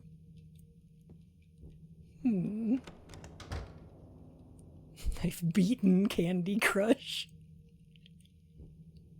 There are no keys in the key box. Yeah, there are. I'm looking at one right now. There we go. Key to the room where Mary and I stayed.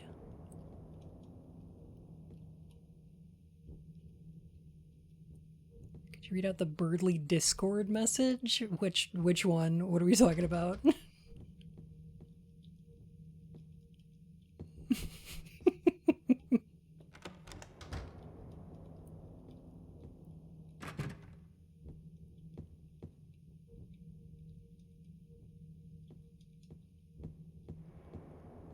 there's our save point.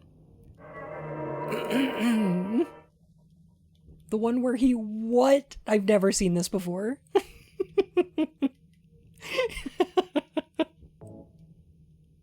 Oh god. I don't know if I want to know. Learned something very interesting in the game about the number 208. Go on.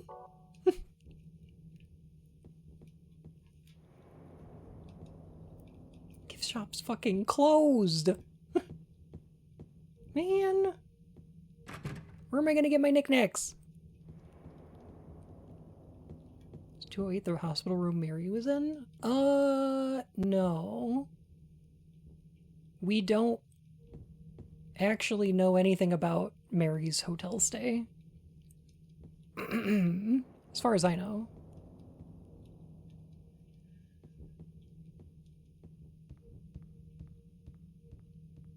Or her hospital stay, rather.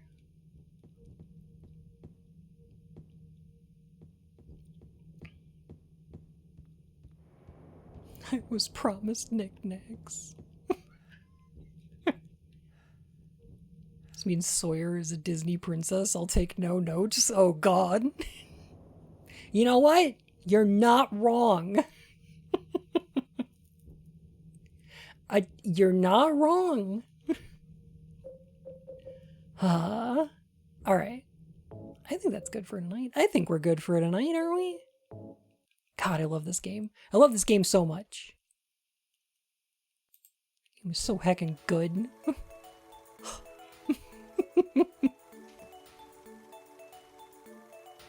The apartment where you find dead James and TV 208. In the hotel at one point you hear a man crying. It comes from 208. In the cell where you find dead Maria is labeled 208. Interesting. Interesting. I'm not sure why that would be. How long has it been since you last played Silent Hill 2? I think about maybe 2 years? I think it's been a bit. The last time I did it was on stream.